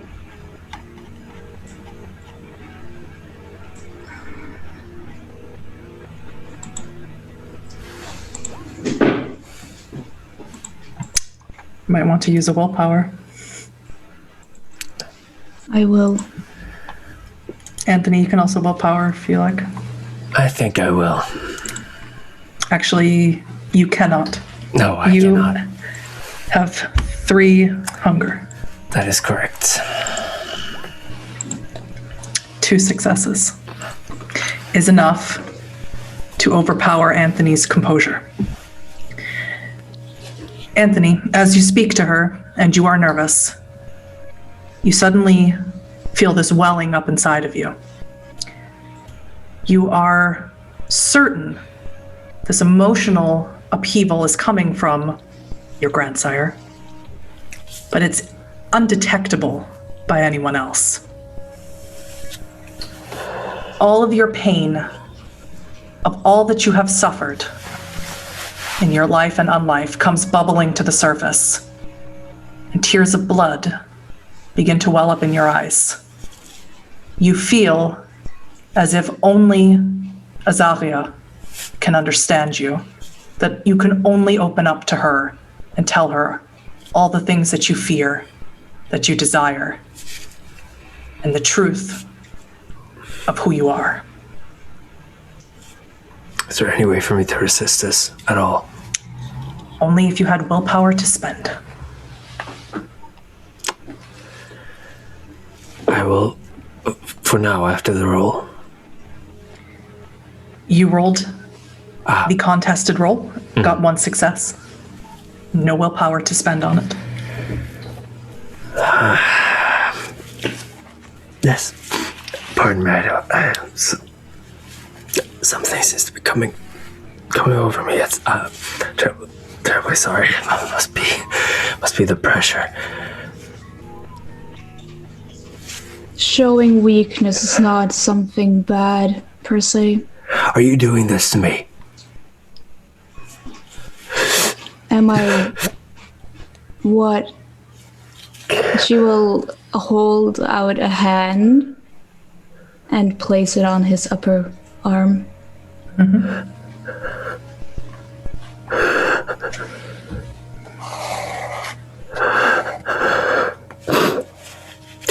I am sorry to have brought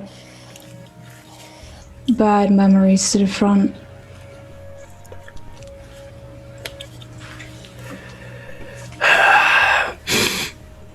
If you ask him 3 questions, Azaria, he cannot resist but speak the truth.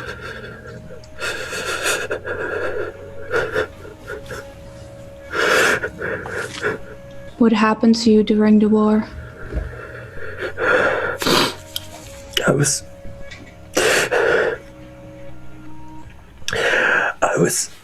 was taken from my hotel room.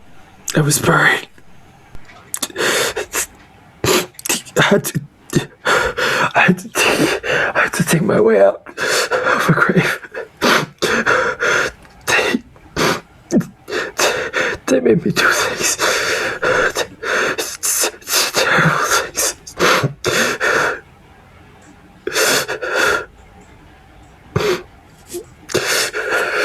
Your sire who left you did this to you. Who was your sire? He didn't leave me. He told me how to. He told me how. God, he told me how to torture people. I had to kill him.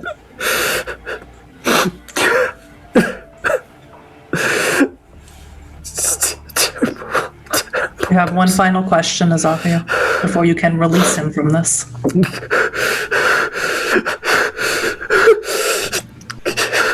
What is your full name?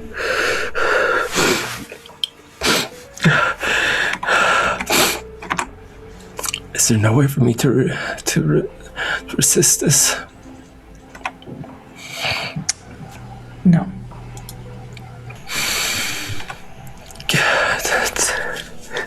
It's Robin. It's Robin McGuire.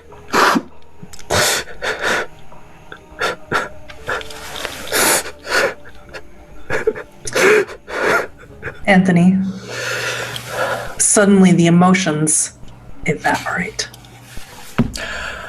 And you have no willingness to tell her your deepest, darkest truths or secrets anymore. You did this to me.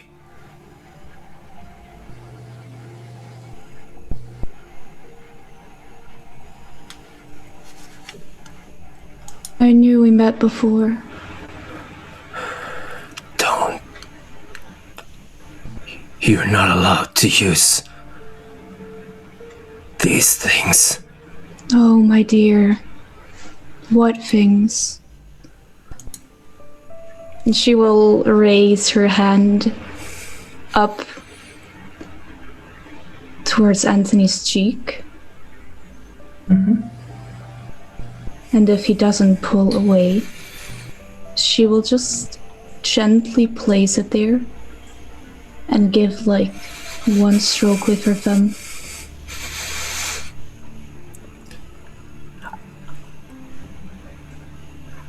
I killed your child. I drained him dry. Does that make you mad? You want to kill me? In Elysium? I don't think the prince is going to like that. I don't think he's going to like that at all. Calm down, Robin. Your emotions are getting the better of yourself. Don't call me that. You don't get to call me that. Don't I? No. After all, you were the one who killed my child. I must own some privileges here.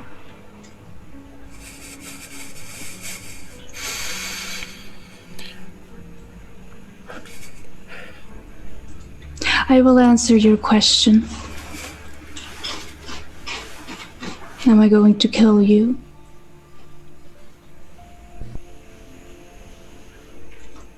Not at this moment. Are you going to play with me? Am I mad that you killed my child?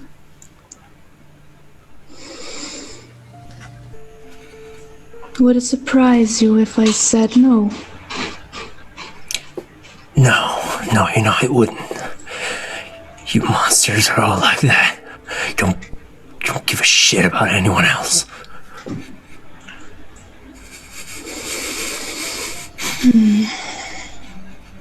You see, that's where I think you're wrong in your assumptions. You proved to be quite the potential after this whole revelation. And I care for what I think is potential. And with that, we are going to take a very short break. Thank you everyone for watching, and we will be back in a little bit. Welcome back everyone. Buddy, take it away. Thank you, Josh. Ain't no party like a Camarilla party, and all the guests haven't even arrived yet. When before the break, Azaria and her newly rediscovered grandchild, Anthony Tulip, who has revealed his real name to be Robin, were having a heart-to-heart brought about through her particular branch of Kaldunic sorcery. We move our scene now to Galen, still in the kitchen, talking to, apparently, the Baron of Tallahassee, While we Florida. chat, I'm just going to shoot a text into the group chat and say, Anarch in the kitchen, not sure what he's up to, seems dangerous, question mark. Anthony, you would not receive this because your phone was water damaged. You have no phone. But everyone else does. Does anyone reply?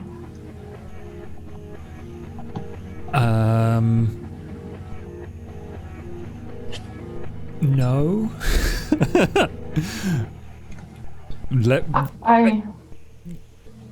Yeah, no. Okay. I think, okay, we're good to go. I think Astrid, I don't know where Astrid is. She was supposed to, She was on her way over to Anthony. We will get to what's going on with her. Depending on how much she saw of that whole questioning, I don't know whether she would check something that made her phone buzz. So. You hadn't made it over by the time the questioning was over.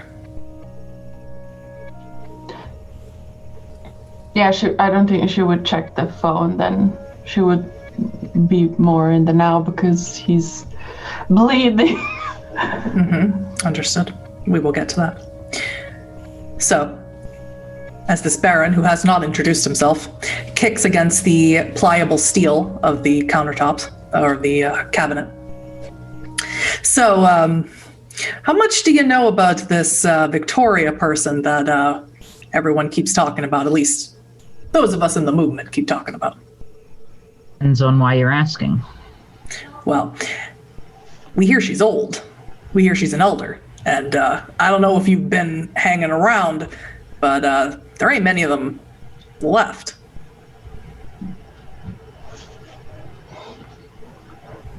But that doesn't answer my question. Why are you asking? We get someone like an elder on our side, well, hell, we can start kicking the cam out of domains all over the goddamn place. I can guarantee you that she has very little interest in doing that. You can guarantee me that? What, are you her spokesperson? You're a PR agent? No, but I'm rather close with her. Oh, yeah? How close?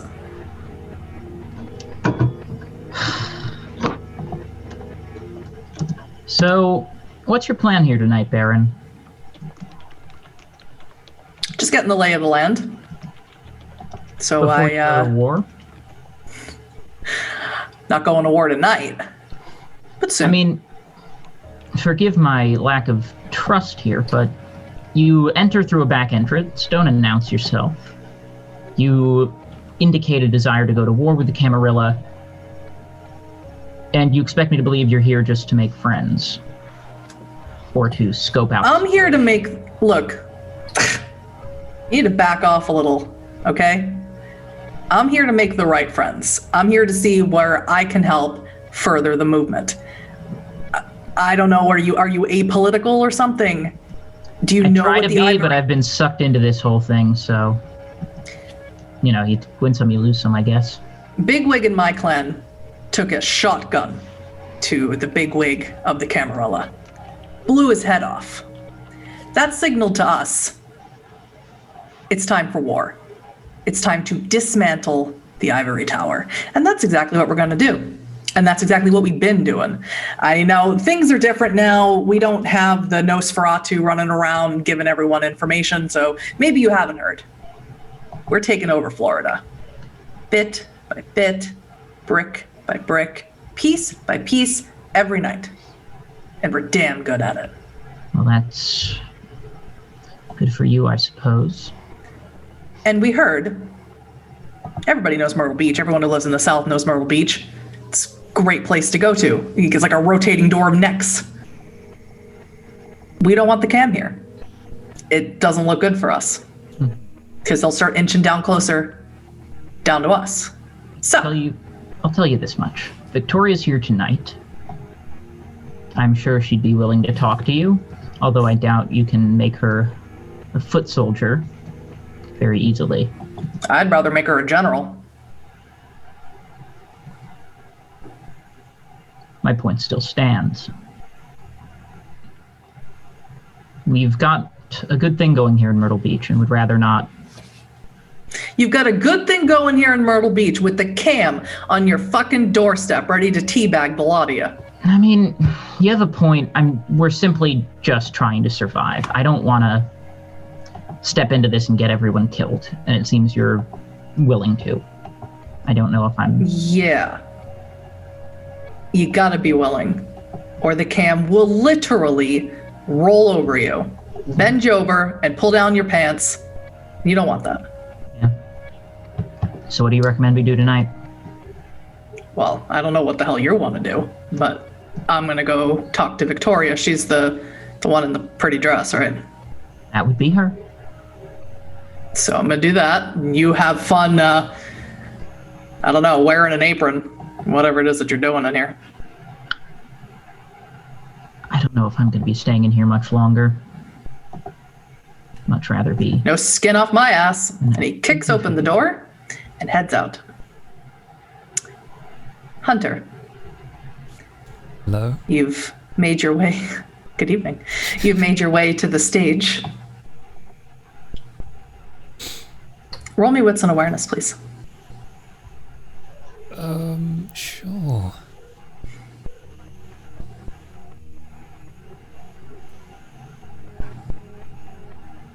That is 3. You definitely know that you're being followed. Balls. Okay. Hunter is going to see if he can get behind the if there's some sort of curtain on the stage. There is. Yeah, he's gonna go behind Black the curtain. velvet. Ugh. You attempting to stealth your way so that she does not see you? He's going to see what's behind there first, and then probably use the opportunity to use Mask of a Thousand Faces. Mm-hmm. When you pull back the curtain, you see 2-3 kindred back there. They're guarding something.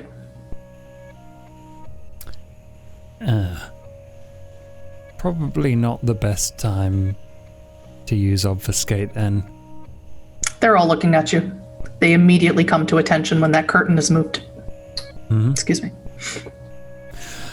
Yeah, he's gonna like come fully behind the curtain, close it, and just say, "Evening. I was hoping to have a word with the prince." They all turn to you. They are large and bulky and kindred. Can't be back here.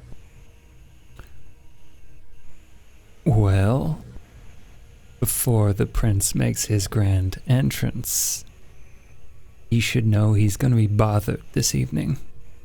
And I have a favor to pull. Not our concern. Talk to the keeper.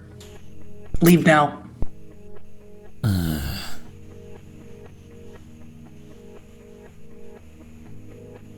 He eyes them. Do you mind if I just stand here for another minute or so before I go back out there? There's unpleasant people. You'll have eyes on me the whole time. Roll intelligence and resolve. Oh no.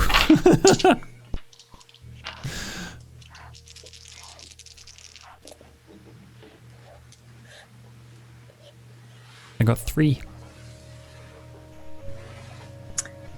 You feel this pushing into your mind as one of them approaches you slightly, looks at you, and says, "Leave." You turn and start to move, but you have the power, the will, to not do what they say. He is...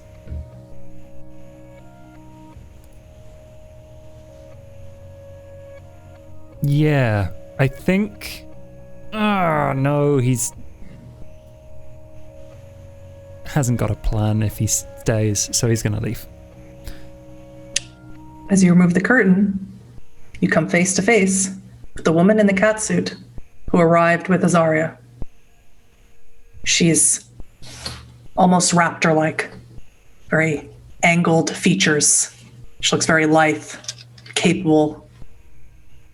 She looks you up and down. You found me. Clever girl. Good evening, Mr. Pero. I have... No, please continue. A good evening to you. Is there any particular reason why you're stalking me this evening? Not stalking. Watching. Ah, well, apologies, how can I help you? You can help me by not doing the things you think you're going to do.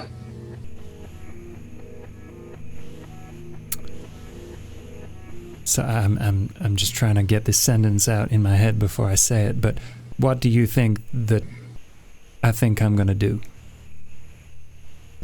You are a disruptive influence. Thank you. To everything around you. I am here to protect my mistress. I cannot risk you doing something that would cause alarm, that may injure her. I've known many of your clan. I know what you're capable of and what you do. So I will be watching you this evening. Consider me your shadow. Wonderful. How about we make this simpler for the both of us? I have something that I'm sure won't disrupt what you have planned for this evening, in my mind, and if you help me get past the 4 fellas back there and talk with the prince, then I will stay out of your way for the whole evening. Consider it. I cannot help you. The prince is not here as far as I'm aware. And I have no plans. Just to watch you. Of course you don't. No one ever has any plans. Well, if you see the prince, you'll be nearby, so let me know. You have a nice evening. Do you turn to leave? Yes. She follows you. Astrid, you arrive and you see Anthony wiping away blood tears, and this woman, this Azaria, who was announced, is wiping them away as well with her thumb on his cheek, and he's allowing this. I pat myself down for some kind of tissue and come closer as well. Mm-hmm. Azaria, you see approach an extraordinarily young kindred. My goodness, the way she blinks, the way she sometimes forgets that she doesn't need to breathe. She must be mere nights old at best.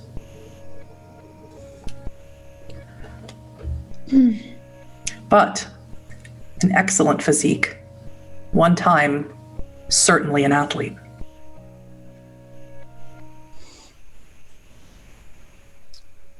She will slightly lower the hand and look over. It's pretty obvious that she's coming our way.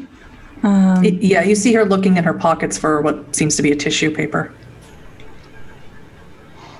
Okay, then she will take a step back and clasp her hands behind her back. I do think someone is joining us, but our conversation isn't done yet. Anthony. You're muted, Chris. I would assume you'll continue it whenever you feel like.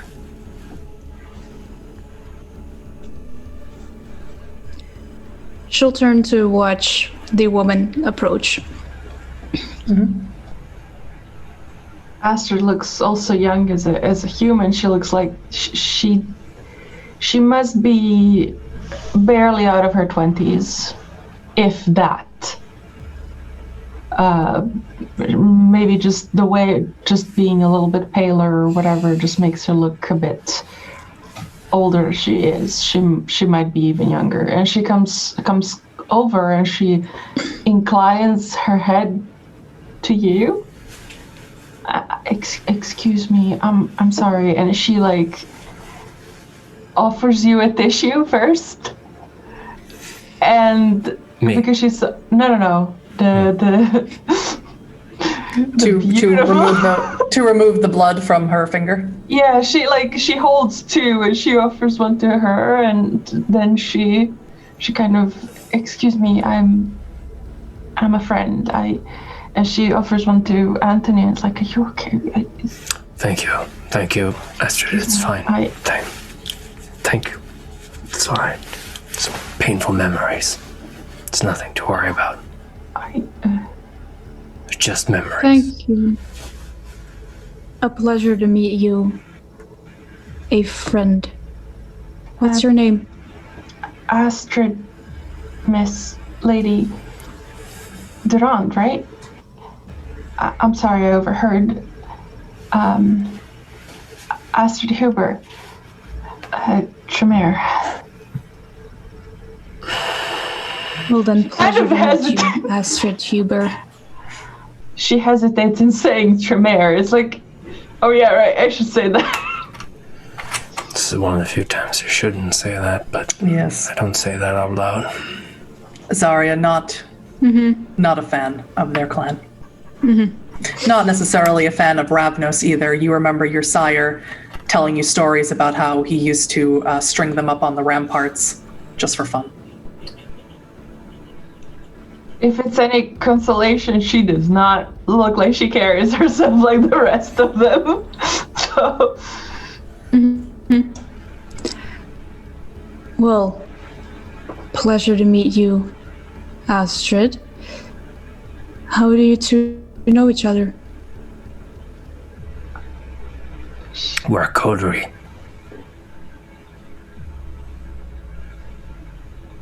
Huh.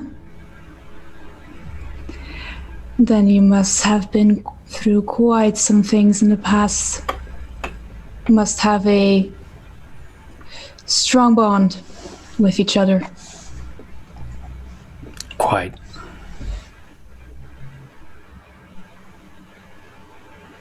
Well, my dear, I must say, you look like you have a splendid physique. You have a past as athlete, perhaps, or something of the sort. Thank you. I used to compete in surfing championships.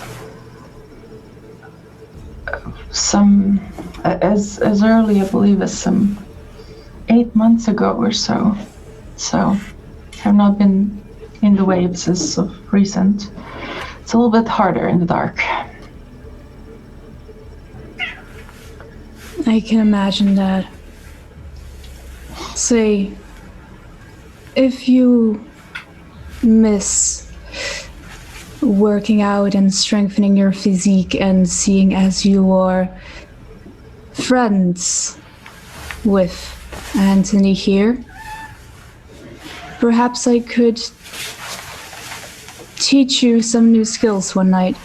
I am fairly skilled at fencing and all of those bodily arts, and I love teaching someone who I find has potential.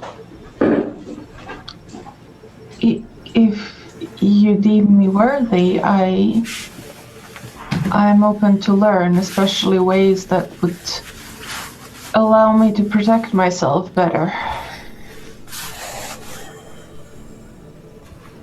Well, my dear, it would definitely help you protect yourself better. I can assure you of that. Well, and it suits myself a lady to be skilled in the sword. Marcellus leans down to you, Azaria, speaks to you in French, whispers to you, and informs you that Ezra is making eyes at you, as if beckoning you to him. Okay. She will not give any reaction to that. But she will see first if Astrid was still going to answer anything.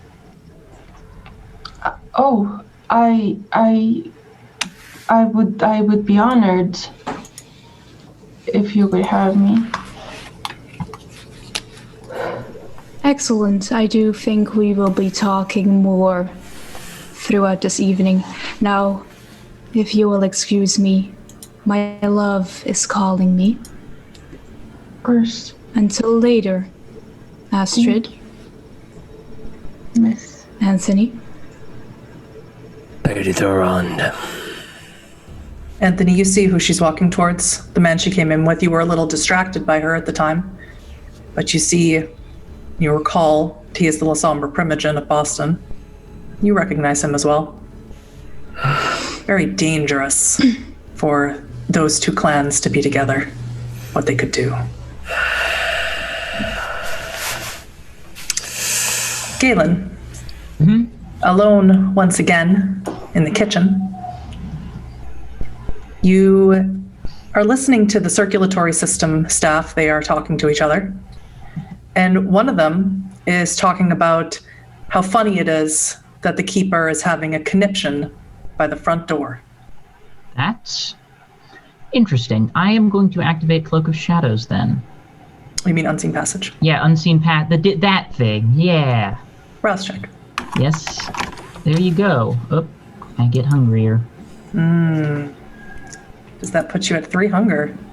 Yes, it does. You can certainly grab yourself Yeah, that puts me at 3. You can certainly grab yourself a goblet. Yeah. But that would break your obfuscate, so you might want to wait. I'll do that later.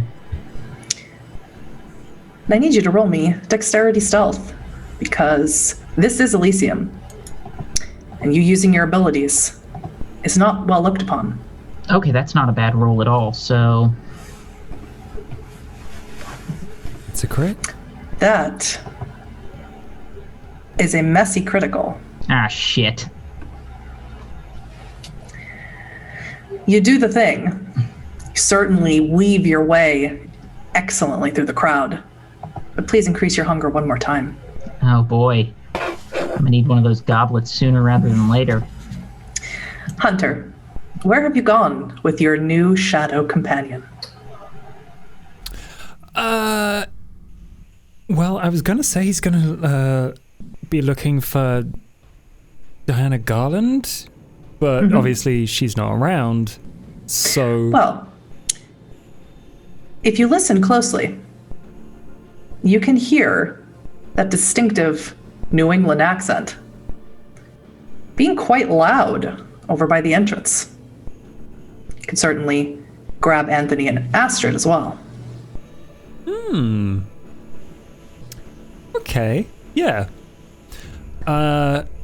He's gonna go over to Anthony and Astrid and say in the cryptolect that I've got a new friend who well, she's gonna be shadowing me for the whole thing, and I don't think there's anything I need to do about it, but I really need to go and chat with the prince before Astrid's new friend does something awful, and I thought I should find the what do they call him? Keeper. She's outside being very loud, so if you want to come with me, unless you got something else going on, could be fun. You're muted. You're both muted, by the way. Astrid's new friend. She signs in cryptolect again. My grandsire, he wants to take me away because apparently Dean, my sire, has broken away from them and has kept me apart from them. But this guy is, I don't know. He's the high regent, is how he was announced. He wants to retrain me, and quite frankly, I do not want to talk with him ever again. He sounds like, Dean times 10. Well, So Astrid, that sounds good that you don't want to go with him. I would also very strongly recommend against going with that woman we just spoke with. I don't know if you recall what was I supposed to say? You handled yourself fine. It's fine.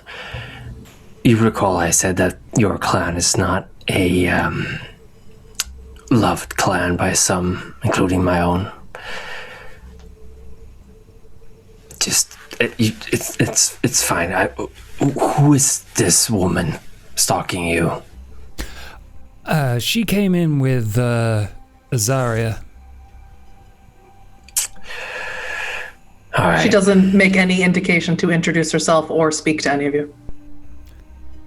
She just hates me because of the Ravnos thing. She's kind of sweet, actually. Getting a reputation. How long will she follow you? If we go somewhere else? Until the party ends or she kills me, I guess. She just says, I'm not to meddle. Where's Galen? I haven't seen him. He was in the kitchen last I heard. She takes out her phone and checks. Phone. That reminds me, I got a call for you, Anthony. There is there was an explosion at Sunrise Cruise. Oh. Police friend of yours. Yeah. I relay all the details that I was given. So. The details of which was that the Sunrise Cruise was blown up at 8 a.m. this morning, and that Marcus Lavoie has been apprehended by the police, as well as some associates, but no information more. And that's all she wrote? Marcus Lavoie, he said. Mm-hmm. Fuck. Yeah, it doesn't sound good. I have to go.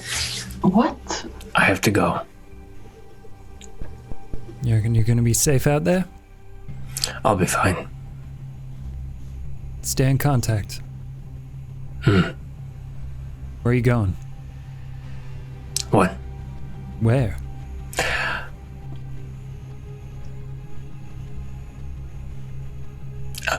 I You can't have tell you no that. information where he's being held. I have no information. I just know that he's... Stella had no information for Hunter about where he's being held. There are several facilities in Horry County, which is what makes up Grand Strand. Well, if I don't know where he's being held, that changes things. Can I make some kind of roll to figure out how to find out more information about this? You can certainly call Stella. Can I borrow your phone, Hunter? He hands it over. Thank you. I'll go make the call, but we can do this first. I'll go see what's up with the Keeper of Elysium. Aster, do you follow as well? Yeah. Galen, you get there first, obfuscated, of course, and you see the Keeper, again, that such a tall, lanky woman with the, you assume is something to do with her clan, this Ouroboros type face that she's crafted for herself. And she seems to be shouting at three almost emaciated looking people, two men and one woman. And she says, "No, I'm sorry. I understand that you think you can come in here, but you can't. You can't." They're asking for Hunter. He is just the host of the party. I am the one running the show, and you cannot come in here. I understand you have fangs. You can stop showing me your fangs, but you can't come in here. Well, that's interesting. Hunter and Astrid, you arrive at this time. Of course, you do not see Galen. She looks at you, Hunter, Diana. "Will you please make them go away? They keep asking for you. There are no thin bloods allowed in here. Is that understood? The prince would have an aneurysm if he could." Of course. Why don't you and I go back inside and well, I guess Astrid, would you mind seeing what they need, and I can always help them out in a bit. Yeah, don't worry. As soon as they see you, Hunter, they look at you and they're like, You're Hunter, right? Please, Frankie sent us. Please, we need to talk to you." Damn it. I will sort this out as well then. Diana waits. She wants to make sure that you get rid of them. Of course. Now, everyone calm down.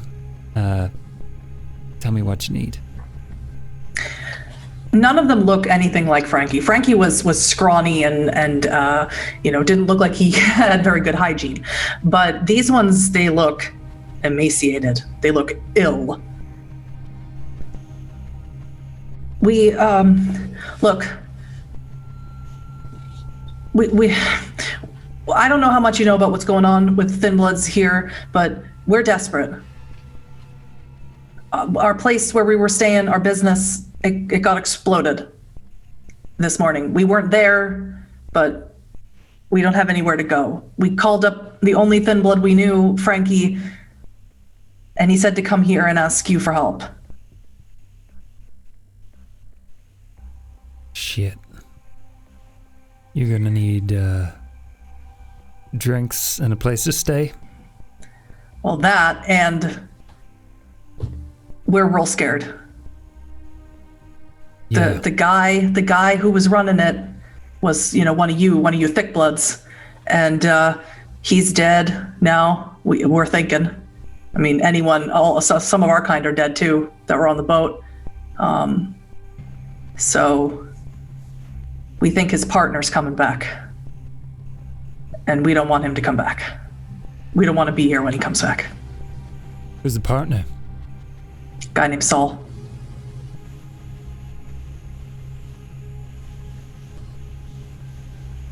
Another thick blood. Just like G. Astrid?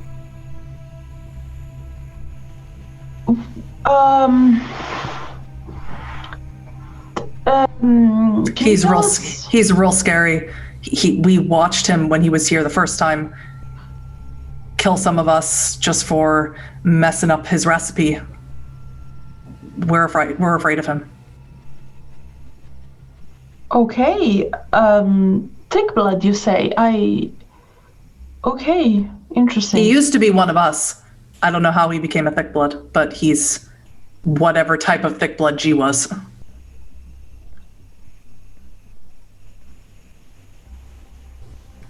Can you give us somewhere to go or something? We really don't want to be out. Yeah. Any ideas? I'm capable of whispering when I'm... Yes. I'll whisper just in Hunter's ear.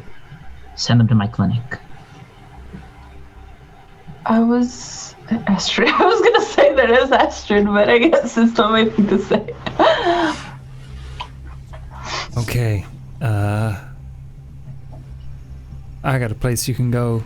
And Hunter takes out his key and writes down on a scrap of paper, wraps the paper around the key, and hands it to one of them. The young woman takes it really gratefully. On that is... There's something else that you should know before we go. The people who blew up the boat, we were coming back. We heard them. We saw them. We saw some of them get arrested, but some of them didn't. I followed them for a little while. They're coming here. Fuck. Does Galen say that? Yeah, Galen says that, but loud enough for people to hear it. Then your obfuscate is broken. Yeah, no, that's You gonna appear. be... That's a... Oh, fuck. Oh, fuck. Diana looks furious. You should go. Yeah, I'll leave. I'll see you guys later. This was fun. No, I'm talking to the thin blood. No, but I should probably go too. What? Diana steps in front of you. It's okay, Diana. I wasn't Do not call me Diana. Well, that's your name. You call me Keeper. Okay, or Keeper. Miss Garland. Shut your mouth. This is Elysium, filthy little anarch. Do not do that again, or I have every right to kick you out and stake you for the sun. No offense by it. I don't care what you meant. Don't do it again. Don't worry, we won't have a problem.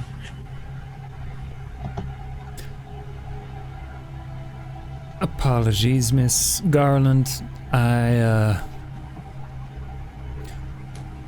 Hopefully, when they're gone, I would like to have a conversation. The Thin Bloods, they leave. Grateful. Keep it quick. I can see the cars pulling in. More guests are arriving. Well, that's great. I hope everything, aside from this little interruption, is going grand. There's so many wonderful Not really. people. No? No. Got word just now that the sheriff is missing. The prince is not happy. Not just the sheriff, but the sheriff and her hounds. You wouldn't know anything about that, would you? I wouldn't know anything, no. I've been preparing for this. What do you want to talk about, Mr. Pierrot? I have a favor to ask of the prince. Calling one in. Well, that's something you'll have to discuss with him when he arrives. Yeah, I assume he's making a big entrance on the stage? Of course. Of course. Would you mind? It's very disturbing to look at her, Hunter. The eyes, she's moved them to where the snake's eyes would be in an Ouroboros, to the far left side of her face. Yeah, his eyes keep on flicking between her actual eyes and where the eyes would be. I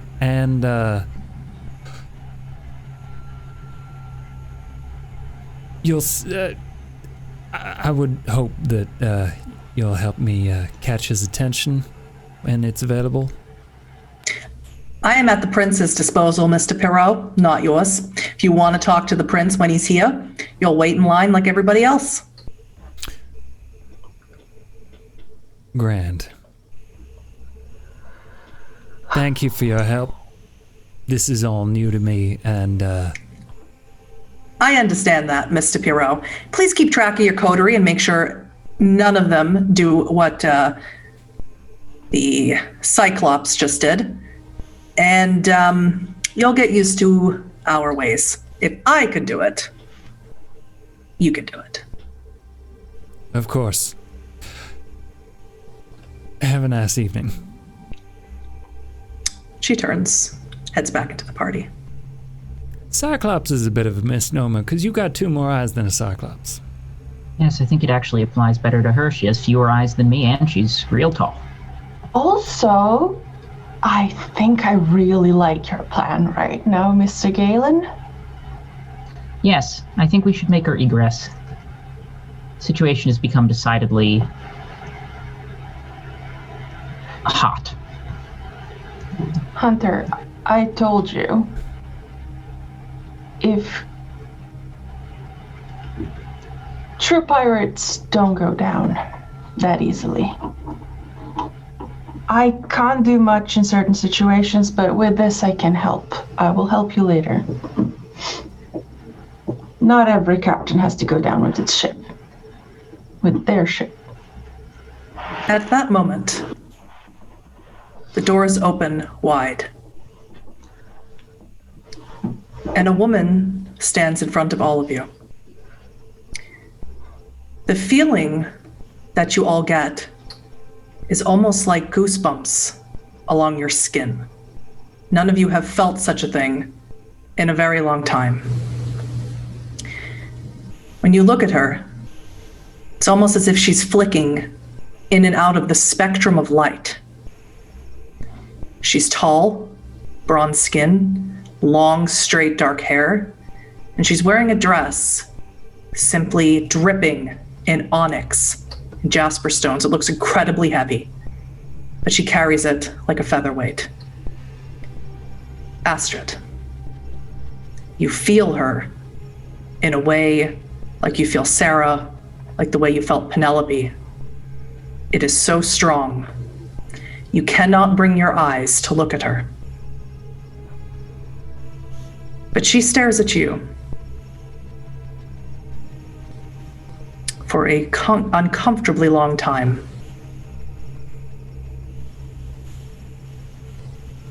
Hello, daughter.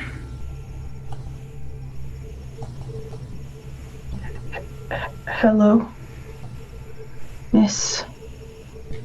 Then you hear the announcement ring out. Anita of Clan La Sombra, Imperator, Warlord of the Camarilla.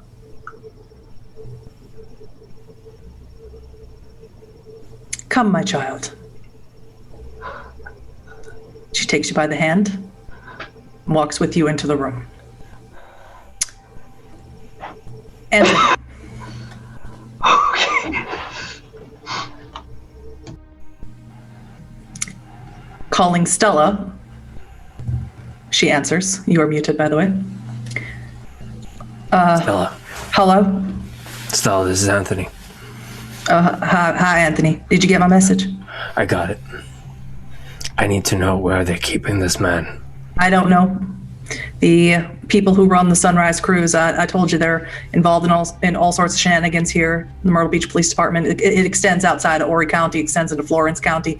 He could be anywhere. I'm trying to find him, but it's taken a while. Stella, I will give you anything if you find where he is. I will do my best, Mr. Tulip. I'm trying. Like I said, it extends out into Horry County, Florence County. It extends all the way down into up into Tabor City in North Carolina. You said the people who own the cruise are involved in bringing him in? I believe so. All right. Thank you. They seem to be some sort of mafia family, Yes, as far as I'm aware. I'm aware of them. I will get back to you as soon as I have any information. Thank you. You can reach me. I will send you my new number when I have a new phone. Otherwise, you can call this one. All right. Thank you. That is when you hear the announcement of Anita, Imperator of the Camarilla. You turn to see her walk in. And you too feel that strange sensation on your skin. Goosebumps. Just deeply unsettling. Galen and Hunter, do you follow Astrid and this Anita you've heard about? I mean, I'm not gonna let Astrid go off alone with this mysterious person. At the same time, I do not want to be here, so I will wait for Hunter's cue. Hunter's going to follow Astrid, but try and catch Anthony's eye and see if he can get him to come over. Wits awareness, Anthony. Azaria, as you rejoin Ezra, who is chatting up some Banu Hakim, you think, from somewhere in Maine. You hear the call, the announcement of Azaria, and Ezra whispers to you, I heard she was coming. She will not be happy to see me. Not you either. She's been in the Camarilla since it was founded, since before then. She was never in the Sabbat like us.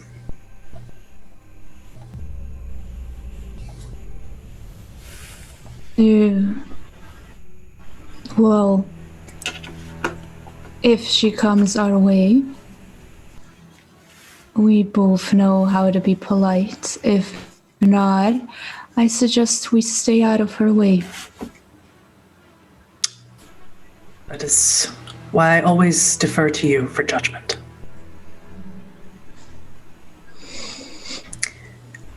Astrid, Anita's cold, firm arm is gripping your forearm and your hand.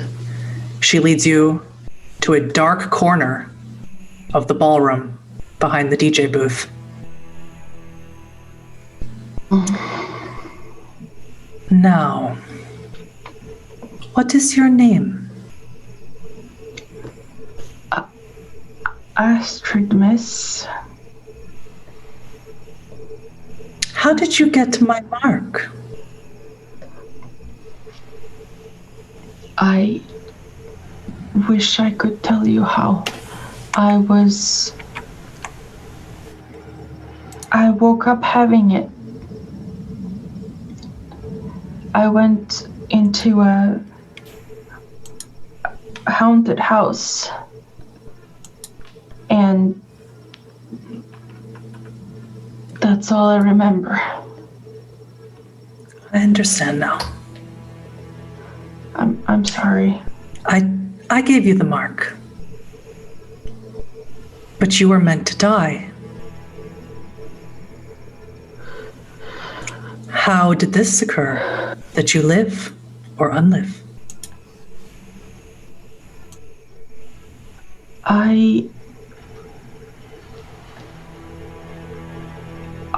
I don't know.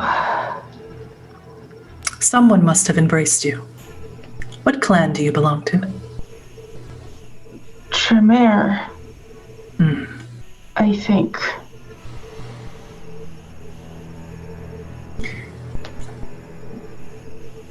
I have known many Tremere. I was saved by a Tremere once upon a time. His name was Etrius.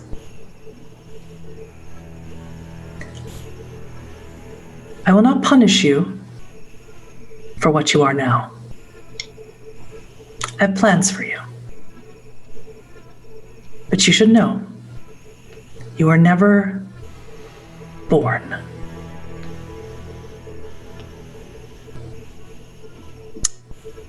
Hunter and Galen, Victoria steps in your way as you attempt to follow Astrid to the corner. Anthony, you see this as well, as Hunter has attempted to get your attention. I see that Anita has arrived. Do not go over there. I understand you care for Astrid, but do not go over there. What's she doing? I do not know, but do not go over there. Okay. Well, you should know a whole bunch of stuff's going down at this goddamn party. That Yes, I chick just over there had a is- very long conversation with a bruja. Dios mío. Anarch. That's what Galen said on the phone. Yes, it's a Baron of Tallahassee, in Florida. What is going on, Hunter? Well, I thought you should know about the Baron. The Tremere want to take Astrid away. They will not. Azaria over there is spooky as hell. Messing with Anthony. And the people I can only assume are hunters are on their way here. Now that is a problem. Yeah. Make your call. I'm all in. Else, I'm gonna try and get all of us out of here. No. It is too late for that now. Anita is here. The hunters do something to this place. She will call down her justice, and we will all be destroyed. She will spare no kindred to protect the Masquerade.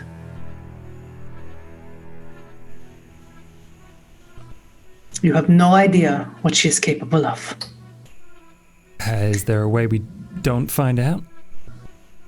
Yes, we deal with the problem. Need to speak with Galen alone. Anthony, Hunter. I suggest that you do some reconnaissance. Find the hunters if they are here. You know this place better than anyone else. If they have clambered onto the roof, I don't know. It's You must possible. find them. Galen, can I speak with you for a moment? You are muted. Of course. She takes you aside. I heard the other kindred whispering. The sheriff is missing. The hounds. Well, I suppose you would know a bit about that, wouldn't you? Very funny. I want you to know this. I will not let you be taken down for this. If it comes to it, I will claim responsibility.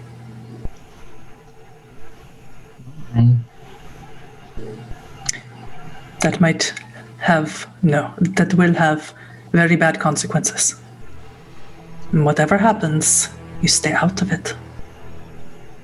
I can take care of myself. Of course. I'll do my best. You are still injured. Be safe. I will try and join you if I can. Should But we? I would rather keep the kindred here busy. Yes. Should we intercept the not the Camarilla, the hunters? Yes. I do not know this place very well, this layout. Perhaps Hunter does. He should. I will.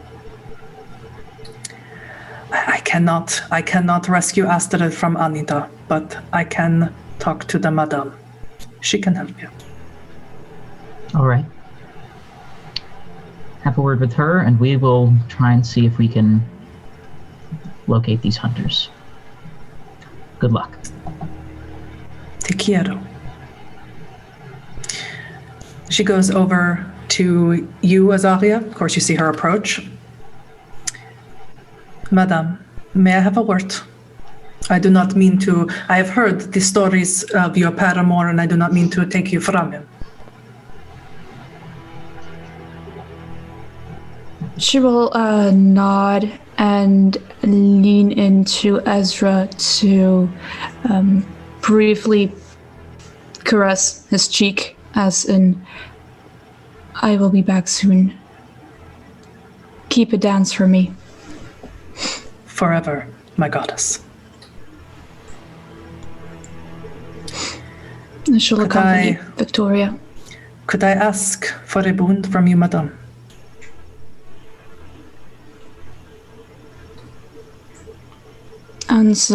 Well, it's quite unexpected from you.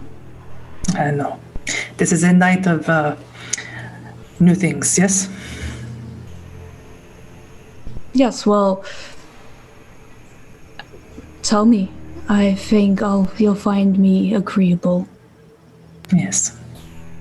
I know of your combat prowess. I've witnessed it firsthand. My claws upon you and your rapier in my chest. I remember. There is a danger afoot.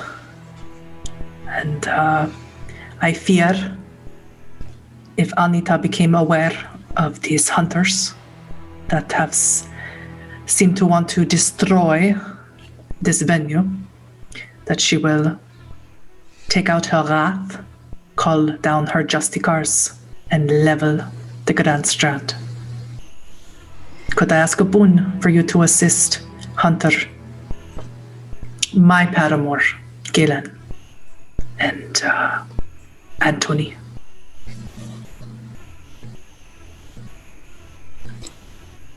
Seeing that is coming from you, and seeing as we do not want Anita to level the Grand Strand right now, I'll accept. You may name your boon when and where you will, madame. I think we both know what it will be. Yes, and I look forward to it. Do you approach the three of them? Yes, I will. And I will motion for Marcellus to follow. And he will. All of you see the madame approach with her slachta, as Anthony would know. That is what Marcellus is. Covered in bone spikes and a boned visor. Zalia is not carrying any weapons upon her, of course, but she looks formidable, all on her own. I had intended to speak with the Lady Durand alone, but seeing as she is approaching, I will wait until the opportunity strikes. Hunter, do you feel you have a sufficient knowledge of the layout of Pirate's Voyage to know the weakest point? I would say so. He's had to secure it from police and also all manner of people and kindred, so yeah, he would know it's not impossible to get up onto the roof. There's also, the legitimate part of the business and the illegitimate part of the business, which are... And it is the legitimate part of the business that is the most vulnerable. Yeah. The skylights that oversee where your ship show happens, that's extremely vulnerable. And that's the easiest, fastest, and most deadly point of entry. Yep. So he's going to turn and sort of ignore Azaria, just like he's not entirely sure why she's here, but he's just going to say, if I were a hunter, which I am, I would come in through the skylights. So either we get them on the roof, or we get them when they come down onto the deck of the show. There are hunters coming. Did I not mention? No, I was on a phone call. I think at this moment Azaria would also arrive and with a straight back say, well, I have heard that you all have quite a bit of trouble coming. Well, how can I assist? And who might you be? Later. If you want to kill some people, follow me. And I will lead them to an advantageous position where we can either get up onto the roof or we can surprise them as they come inside. Antonia, of course, leaves Hunter's side and rejoins yours. She knows she does not need to shadow Hunter if your eyes are upon him. And of course, you have not met Galen, but you assume this is the paramour Victoria was speaking of, a salubri. of all Yes, things. she will acknowledge Galen's question and turn towards him. Azaria Duran, I will be staying in this domain for the foreseeable future. Pleasure to meet you. Pleasure is all mine.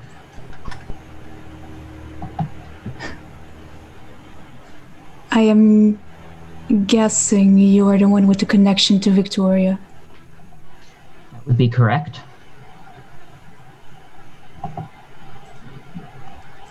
Excellent. May I have a name? Name is Galen. Galen Somnus. Pleasure to meet you, Galen Somnus. Again, the pleasure is all mine. As Hunter leads you all to the legitimate part of the business, we rejoin Astrid speaking with a millennia-old vampire.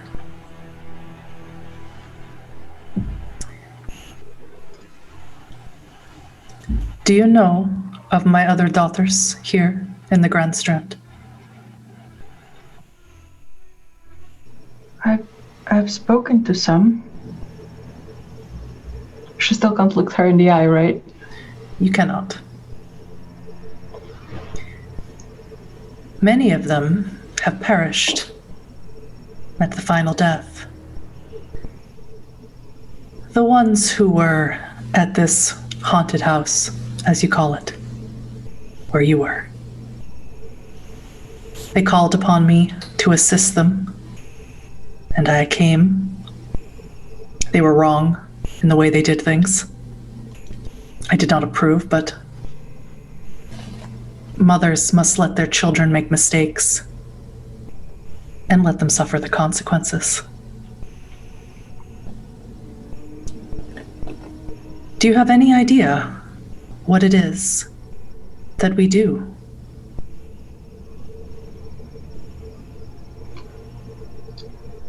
Little. You may look at me, child. Would you like to know?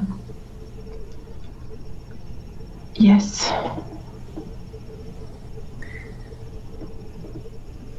What do you see when you look around you?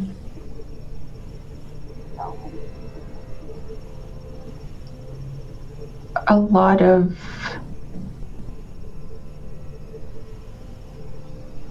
people I don't know.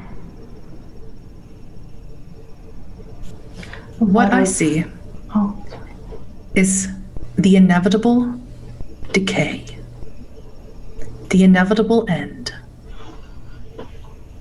All things in this world will fall to oblivion.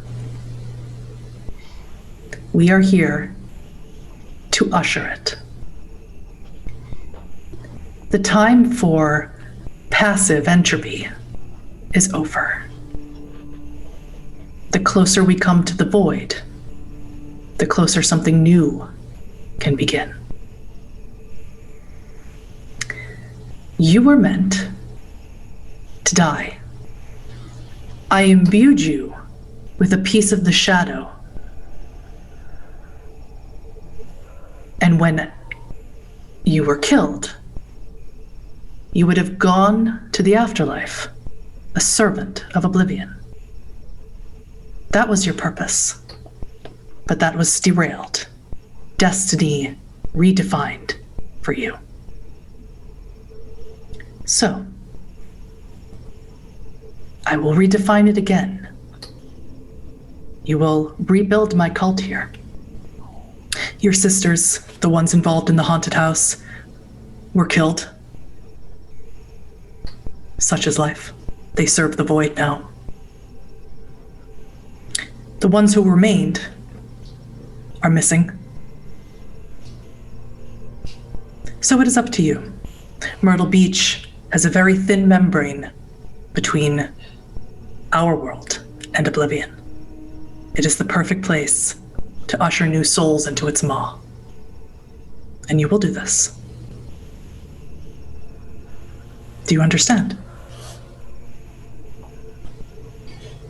I understand what you're saying. I think, yes. You will initiate new daughters. Call upon me, and I will touch them, imbue them with oblivion. And we will continue the work.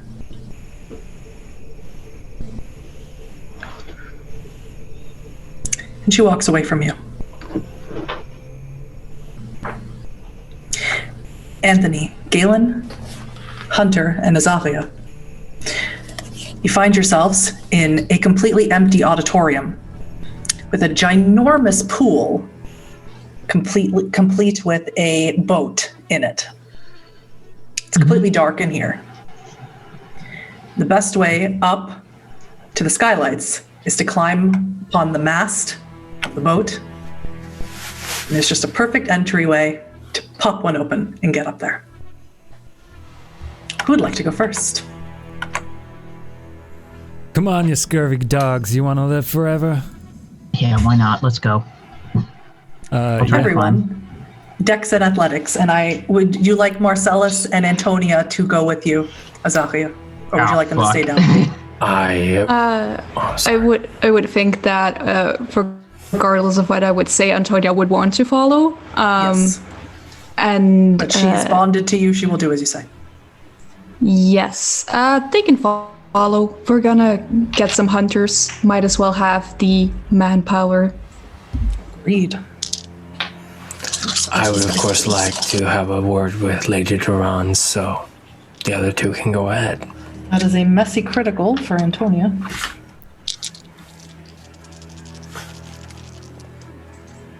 That is no successes for Marcellus. Marcellus attempts to go, climbs up one or two rings, cannot.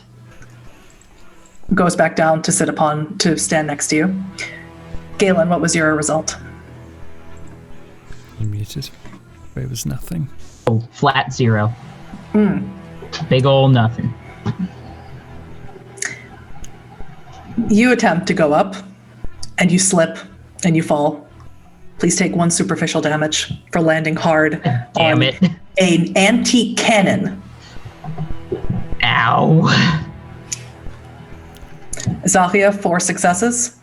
Easily make your way up there. Anthony did not roll. Not rolled yet, because I was hoping to speak with Hunter, did you roll? Not yet. Hang on. You did get he hungry. roused because he knows he's no good at climbing. That puts you at 2 hunger. That is a And messy that crit. is a messy critical. You watch both Hunter and Antonia, who she has not introduced herself, but that is her name, begin climbing the mast. And Hunter, you're annoyed by her. You don't know who she is. You don't know what clan she is. You don't know what her frickin' problem is. And she's showing you up on your pirate thing. So you guys start throwing elbows, and it starts becoming a little bit of a competition between the two of you. And you are both going to take a superficial damage as you both fall slightly off the mast, grab on, scrape your hands against, and break some of the wood of the mast. Antonia does beat you, unfortunately, with 6 successes. And Azaria, as you go to climb up, Anthony stops you. Lady Durant, if I may have a word in private. If you think now is the best time, sure. Yes, I think now is the best time. I have a proposition for you. Let's hear it. There is a mortal who is currently involved in things above his head. I believe he is in the hands of the Giovanni local. I don't know where he is. I don't know where they are. But I want him to be free. I know you are a capable fighter. I am asking for your help in freeing him, letting him go, and in return, I will not offer any resistance to whatever plans you are having with me.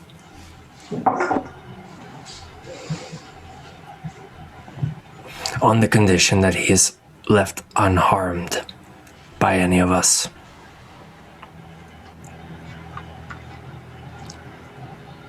I have no interest in harming your friends.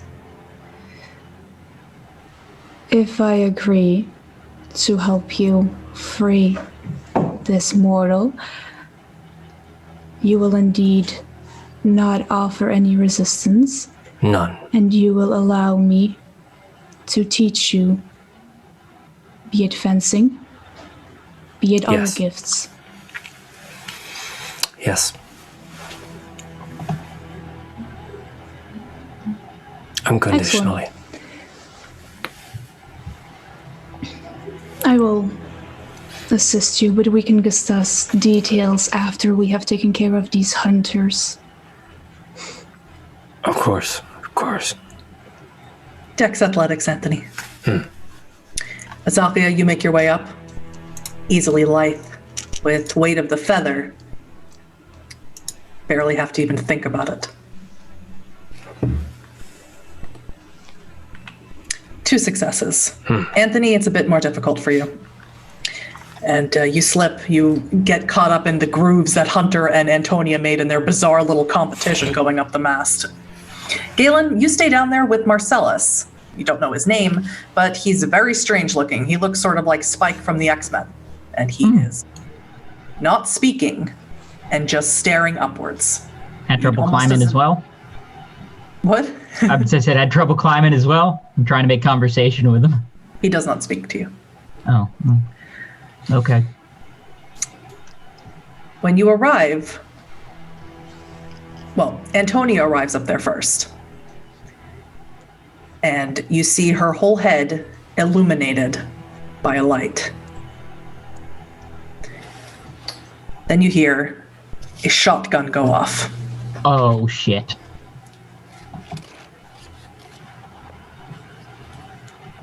And she takes a significant amount of damage. As Hunter, you see her go flying off to the right. Not so eager to be at the top now.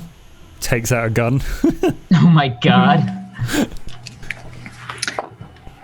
Compose your firearms.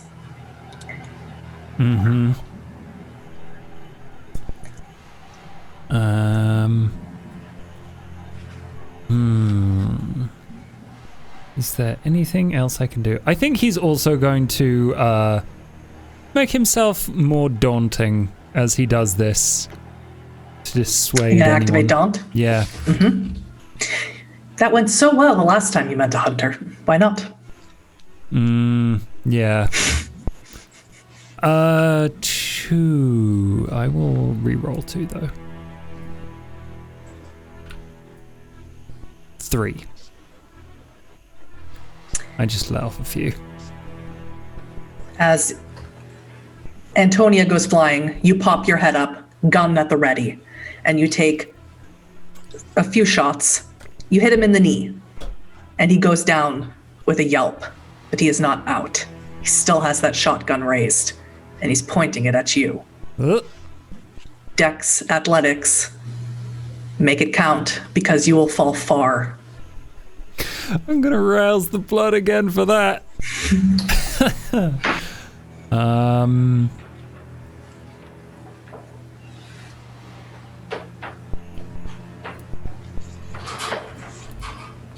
Okay, that's 4, 6. That is enough.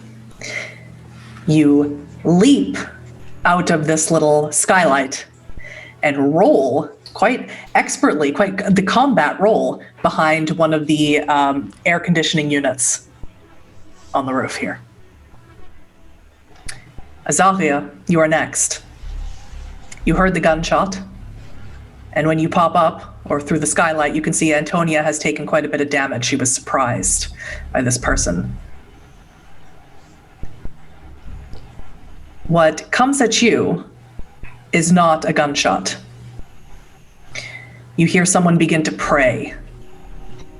It's in a language you understand, or at least are familiar with. It's in a Slavic language. And they're holding up a cross and praying at you. She will... You need to make me a frenzy check.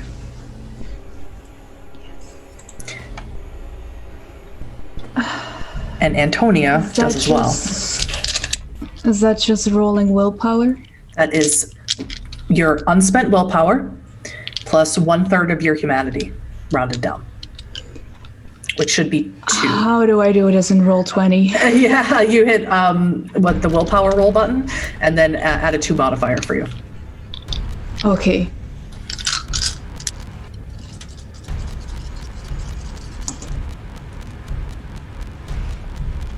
Added dodging. Good frenzy check.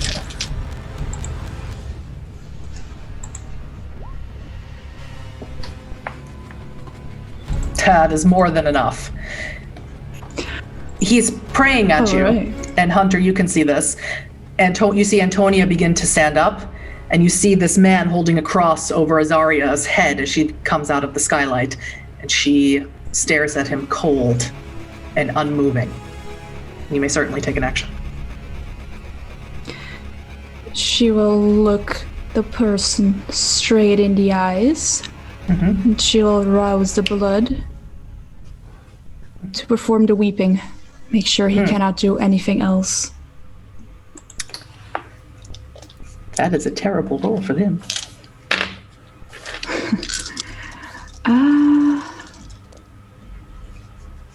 That is 3 successes on 4 dice. Oh, Zarya, your hunger increases. Gnawing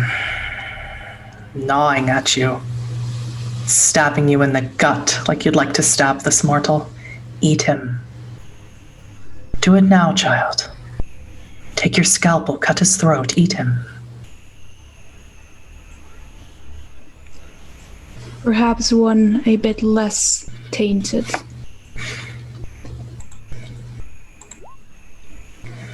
Six successes. The man, and Hunter, only you can see this, collapses into tears, curls up in a fetal position, begins wailing out loud, crying for his mother. Antonia takes the initiative, goes over to him, and begins draining him. You make your way all the way up, and you see the man with the shotgun. Anthony, you can make it up as well now, and you see the man with the shotgun. You also see another man coming behind Hunter. You can certainly, Hunter has not seen or heard him. Could take an action if you like. I will summon up my claws, and I will go at the man going for Hunter, obviously. Strength and brawl. I will do the rouse check for my claws. Hunter, you see the man with the shotgun still there. Would you like to take another shot at him? Yes. Compose your firearms. Galen, you hear all of this happening. You can attempt to make it up the mast again, or you can just watch. You're muted, by the way. I'm really not in the spot to be fighting. I am fucked if I get hit by anything. So I'll just be down here providing emotional support. Like, you can do it. I believe in you.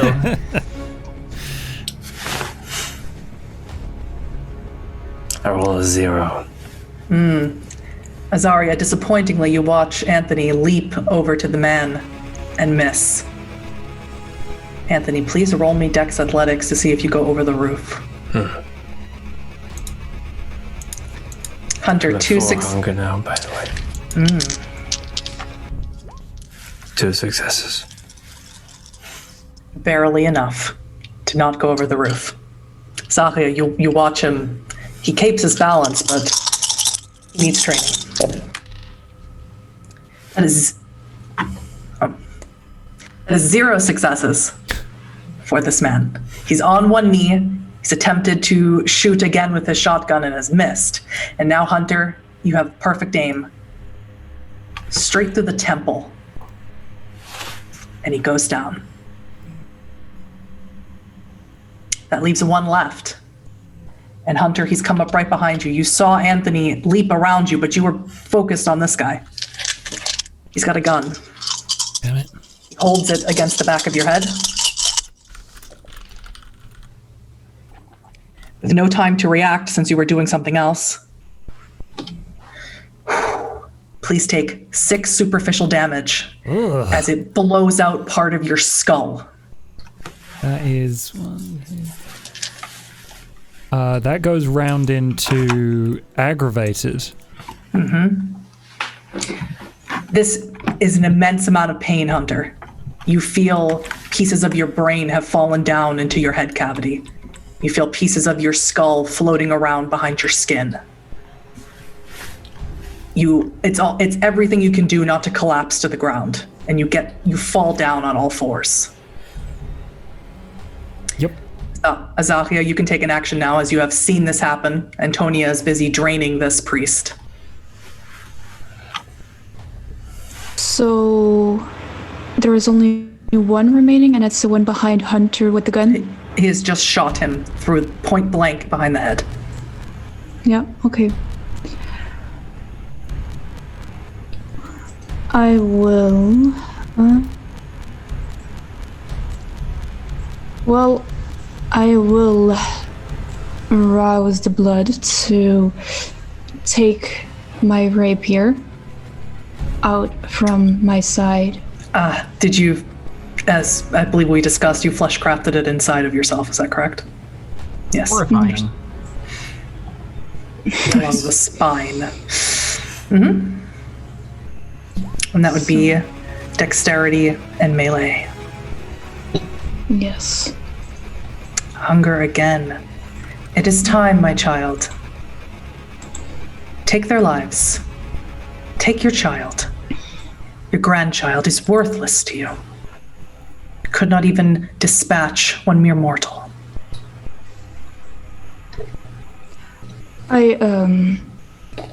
I have to. I will use willpower on this, and I needed to roll one more dice. So I don't know how I fix that. You can just type in /1d10 Oh yeah. and that'll do your extra dice. Okay, so I will do that. That is a success. And then I will use willpower on my roll.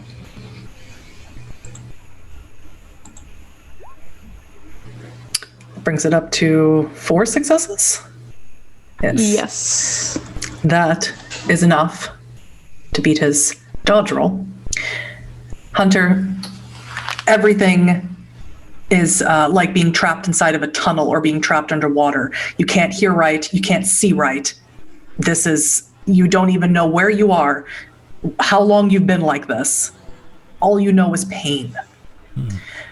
But Anthony, as you correct yourself from falling off the roof, you turn to see your sire leap with unbelievable grace and plunge her rapier directly into the heart of the man who just shot your precious belonging.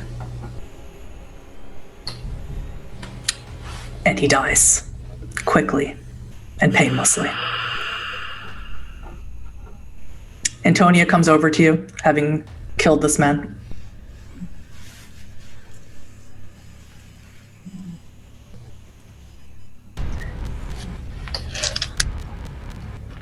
So, is that all of them?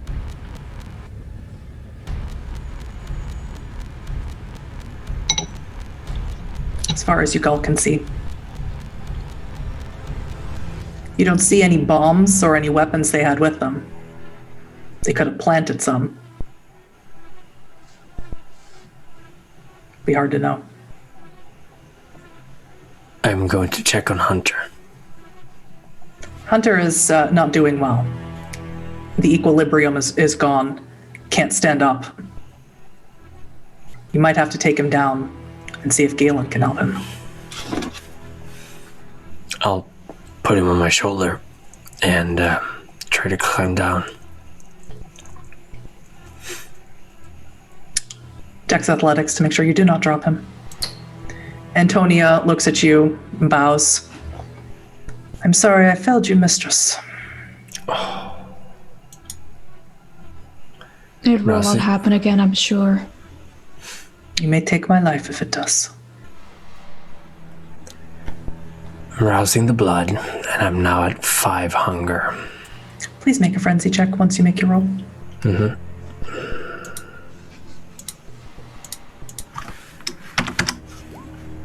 3 successes. 3 successes. Now frenzy check. The beast inside of you screams at you to eat Hunter. He's dead already. He's not going to make it. Eat him now. You're able to get down to where Galen is. And you are able to resist your frenzy, the call, the screaming of your beast to drink your best friend. Shut up. Galen, you see Hunter's head has concaved in from a large shotgun blast to the back of his skull. Fix him. Yeah, I'll work on that. You aren't looking so good. If I am gonna fix him, I'm gonna need you to leave the room. I'll leave. Thank you. Thank you for Zahia and Antonia exit as well. Zahia, of course, you know the telltale signs. You can see your grandchild is starving.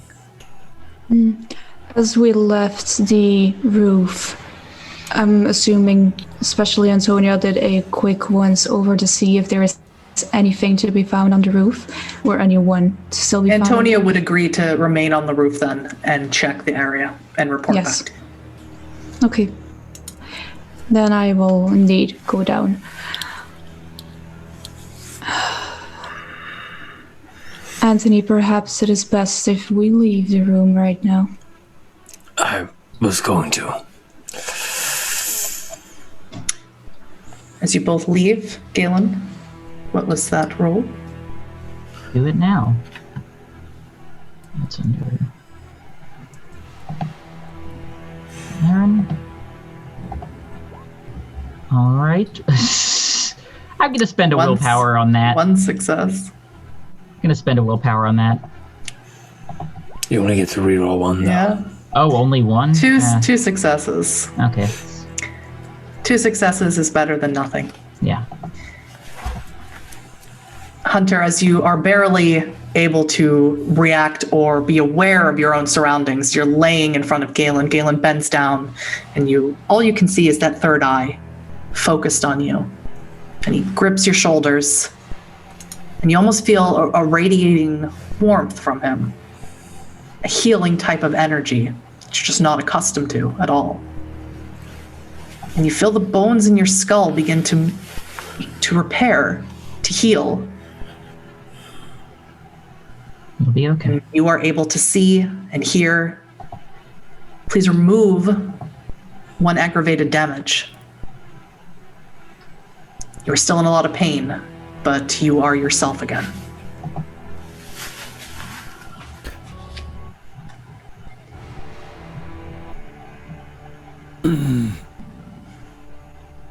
Thank you, Doc. Just doing what I can. Do you think you can walk?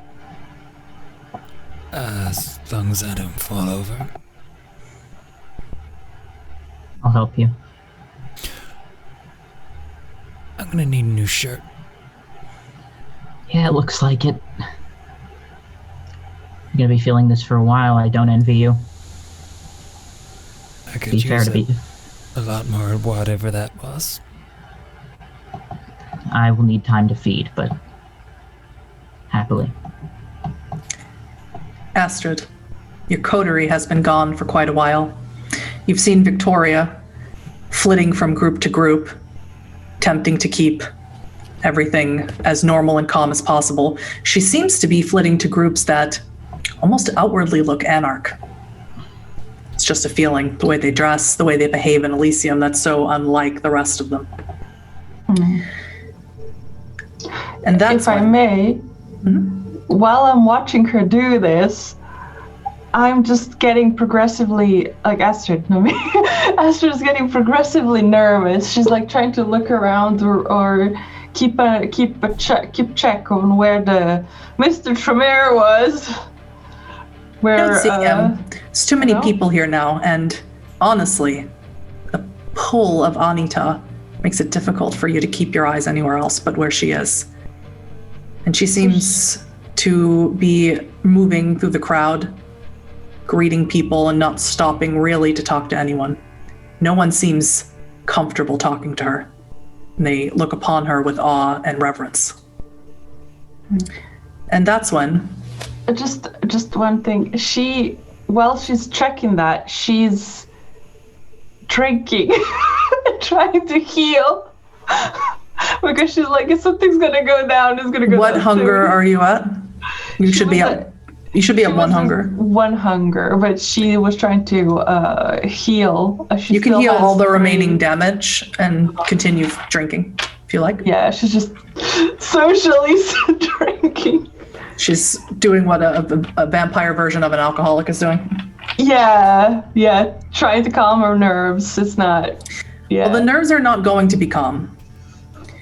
Because no one else but your sire appears on stage, while all of your coterie are elsewhere, and you don't know where. He's appearing with the prince. The prince looks unhappy. He's not here with his violin. And with your sire is someone you've never seen before. Is a very old man, maybe in his 80s. He's wrinkly skin, white hair. Never seen him before, but he walks next to your sire. And if you were a gambler, like Hunter, you'd think they were related. How similar they look.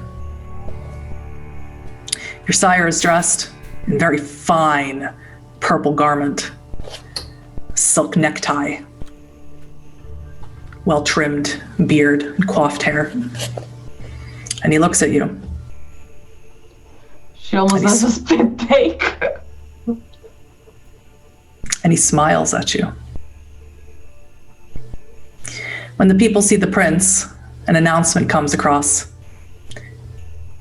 All of you who have just suffered through this ordeal, hear the announcement in this part of the Pirate's Voyage. It's not part of the party. Welcome, the King of the Carolinas, Alexander Tenebras. And the Camarilla begins a score of golf claps.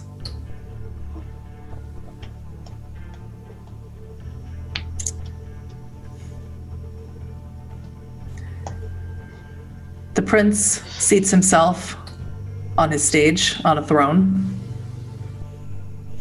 And the kindred begin lining up to declare their loyalty. And as your sire stands on stage next to the prince, staring at you, Isaiah approaches you.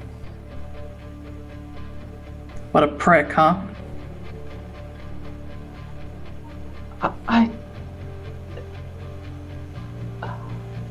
I can't. Whoa, calm down. What? Nothing's gonna happen to you. I don't know.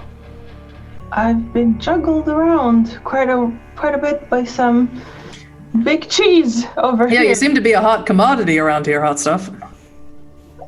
Why? What is happening? Did he really just...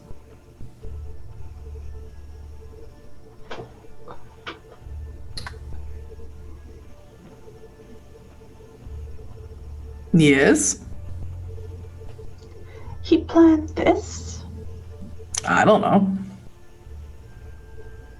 I'm just here because Victoria's here, and some buddies of mine from Florida have come up. Right. Thought I'd say hi. This is a shit show. I would agree. The rest of your coterie, you see them entering back into the party. Hunter looks awful. He's got a damaged shirt, blackened head. Oh my god. Anthony looks ravenous. Azaria looks perfectly calm and exactly the way she did when she left the room. I hurry over.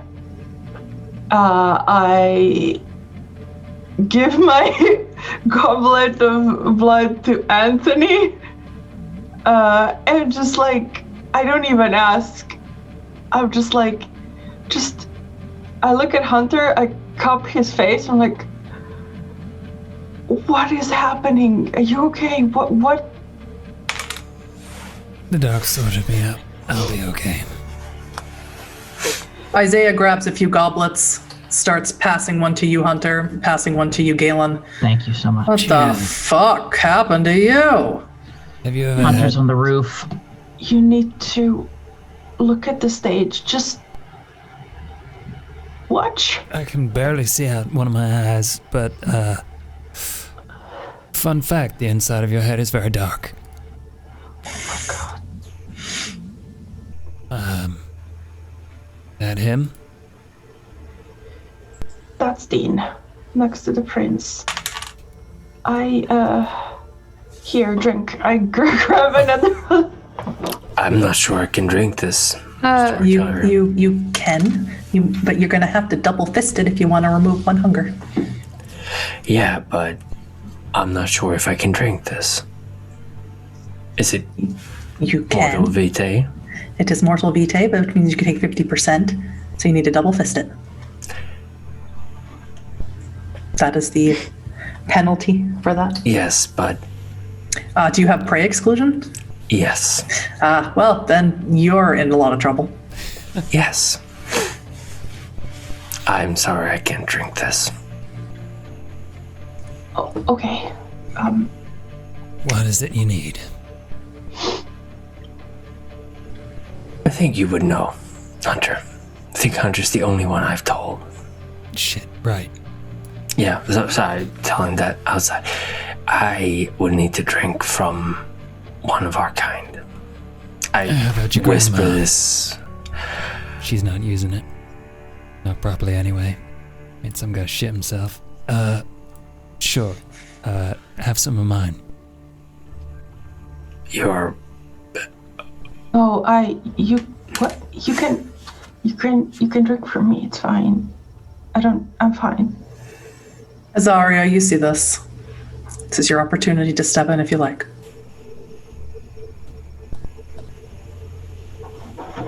Not in any position really to argue with whoever's offering, although I will probably go for Astrid since she doesn't have half her brain just blown out, so.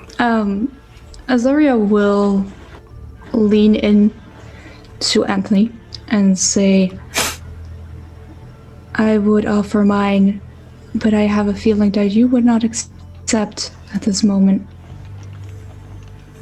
And I will not force you. I appreciate it. And I drink from Astrid.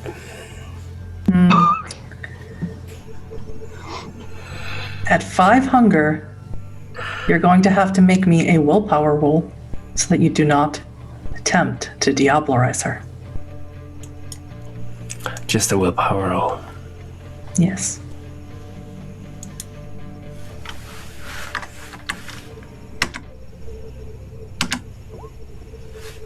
Two.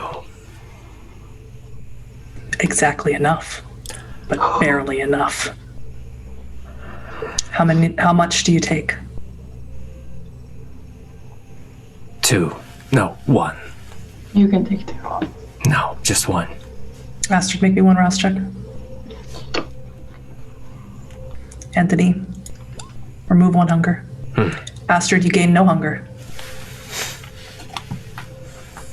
Anthony, still on the razor's edge. Once more, it's delicious. And you, out of all of the coterie, would be fully aware now. Astrid's blood holds no bond. Perhaps it is a Tremere thing. That can't be right. As you are all trying to heal and feed, the prince stands up, makes an announcement. Ezra beckons to you again, Azaria, so you can be at the front of the stage. Kindred of Myrtle Beach, Welcome to the declaring of praxis for me, the new king of the Carolinas. I know I've heard many of you harpies what you've said, you giggle. What I am going to accomplish is I'm going to bring the East Coast back to exactly what they used to be. Ivory Tower. That is what we all want. To squash the Anarch movement into the dirt where it belongs. Now, I cannot control the Carolinas alone. I need princes to be under me, and do my bidding and my will, and to expand the influence outward. I had someone in mind for this, and he gestures to the curtain, that velvet black curtain, Hunter, that you attempted to get behind. And it's removed, and those three men carry out Baron Marianne Park, staked, and place her down the center of the stage.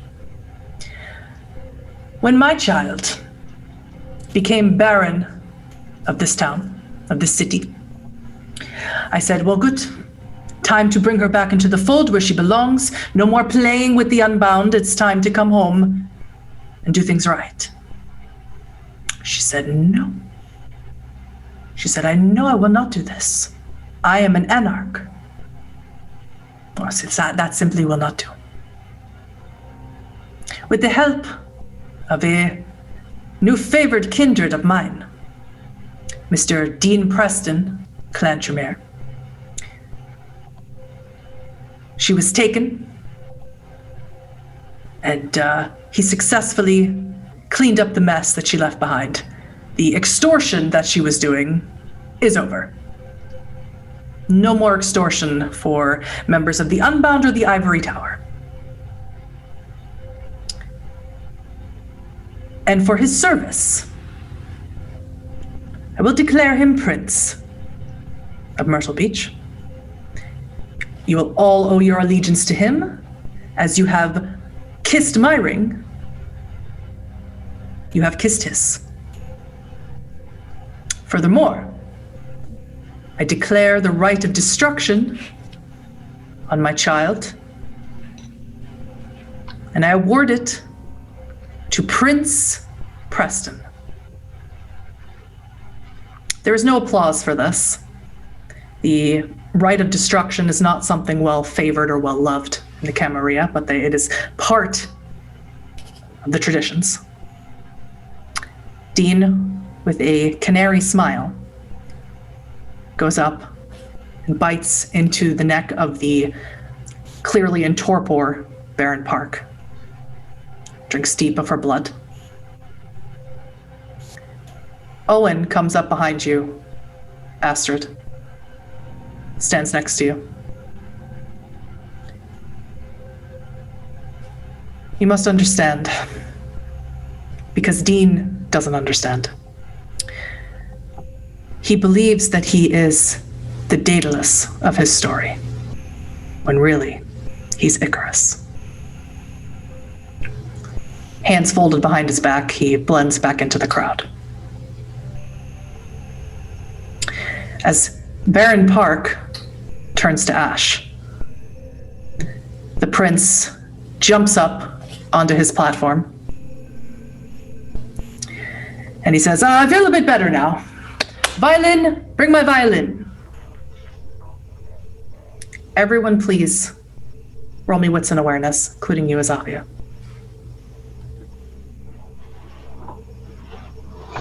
Victoria has come to join you, Galen. Holds onto your arm. Hunter. 2. Astrid, did you roll? I'm trying to find awareness. No. Cancel. Hold up. Let me see. Third column. Backwards? E. Awareness. There we go.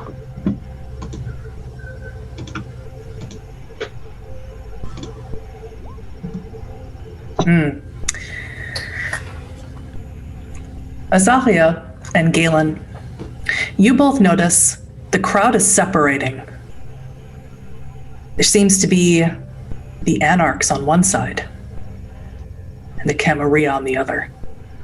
The Anarchs seem to be standing fairly close to you, Galen, because you are in direct proximity to Victoria, who is currently on your arm. The rest of you see something happening above. In this particular room, it's high-ceilinged, and Hunter, being the showman that he is not not unfamiliar with putting on shows for his high-rolling patrons in his casino. Sometimes he likes to perform pirate shows for them. Not him personally, but the actors that he employs. Up on the high mast, the center of the room, you see Sarah. She's wearing, Hunter, one of your antique pirate suits, the one you keep in a glass case in your private quarters. I believe she's wearing the suit you have that supposedly belonged to Anne Bonny. And she has a cutlass in her hand.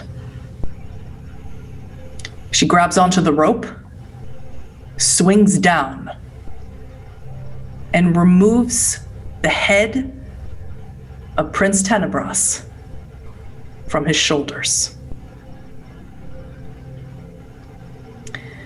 The crowd of people, if they could gasp, they would. But many of them take a step back. The Camarilla begin moving towards Sarah in rapid succession. Antonia has rejoined you, Azaria, and she asks, "Shall I capture her, mistress?" Go ahead. Do any of you do or say anything?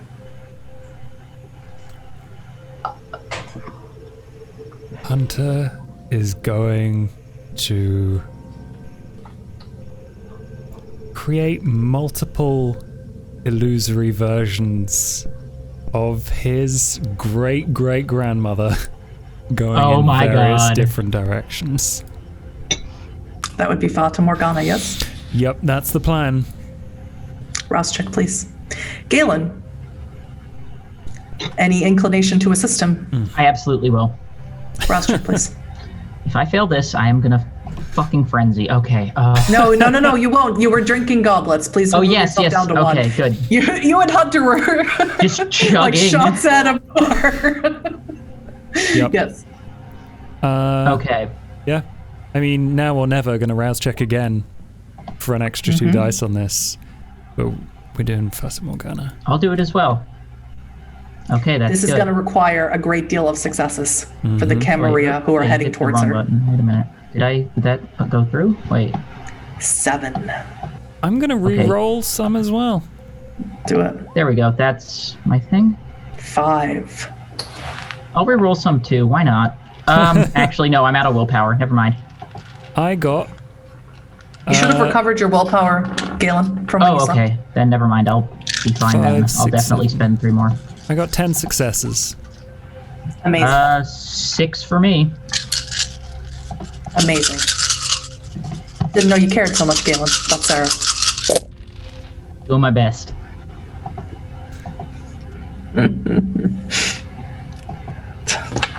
Not great. That is not a great roll. The Camarilla are flabbergasted by this sight, by this event that's happened. Ezra seems a little pleased. Azaria, maybe you are as well. Let them eat each other up, these ivory tower kindred. And as they all scramble to go for it, Dean is also ineffectually yelling that he's declaring a blood hunt. He's declaring a blood hunt on whoever this person is. He doesn't even know who she is. And both you and Hunter create many copies of her. He puts on a show. You watch some of the Camarilla kindred go to grab her, and it's an illusion. It disappears. Sarah takes this opportunity to go over to Anita.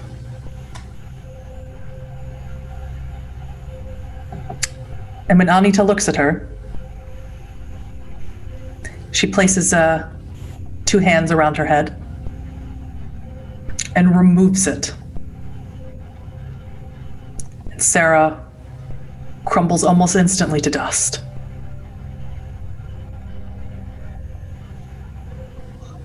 She says nothing. Dean adjusts his jacket and his tie. Well, that was quite eventful. I am your prince now. Prince Tanabros is gone, but we will move forward with the plan anyway. I expect to see all of you at my domain, Magic Quest, tomorrow evening. And he turns from stage, defeated,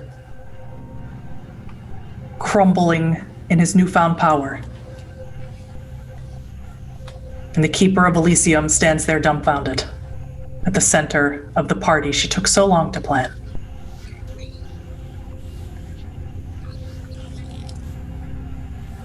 Ezra looks at you, Azalea.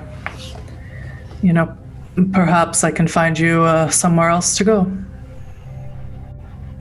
Something wrong with this place. I would agree on your statement, but I have to admit, I have found quite some interesting things to keep me here, at least for the time being. He shrugs. Anita approaches you, Astrid.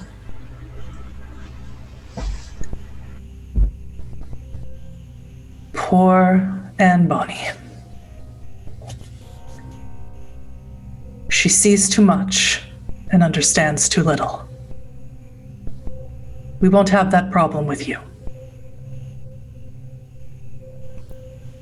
And she continues walking past, not acknowledging anyone else around you.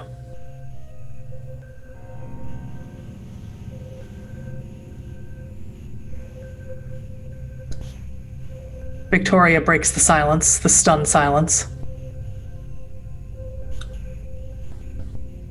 I will miss Sarah, but she has freed us in her own way. Much easier to fight a prince than a king.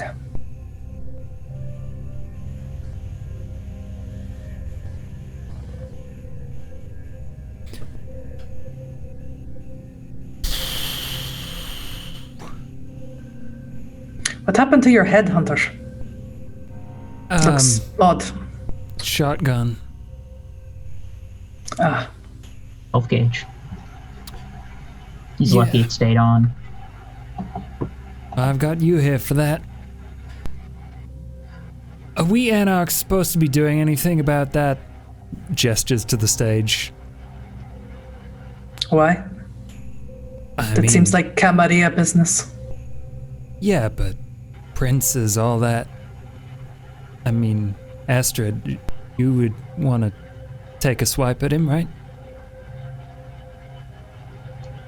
I don't think I can take him right now. With Anita here, do nothing. Sarah Exactly. paid the price.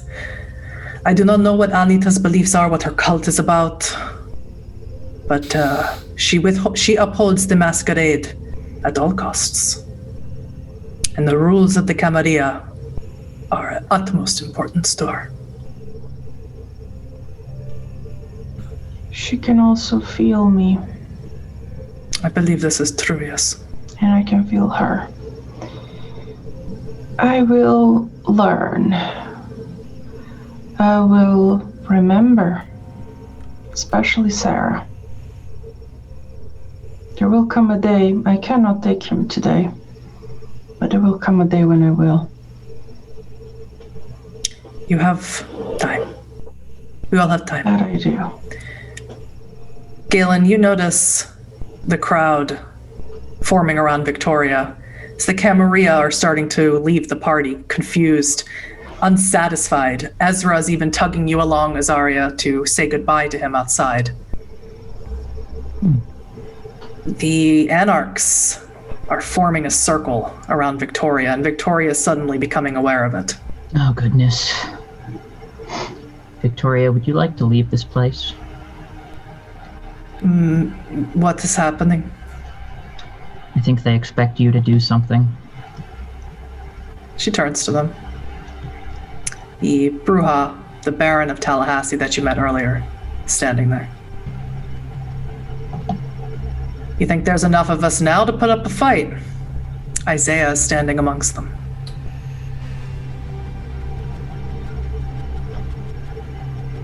Looking at you, Three Eyes. Really? Certainly an impressive number. But perhaps tonight isn't the night. We got other nights. We certainly do. We'll be sticking around. I got more friends coming in too. That's good to know.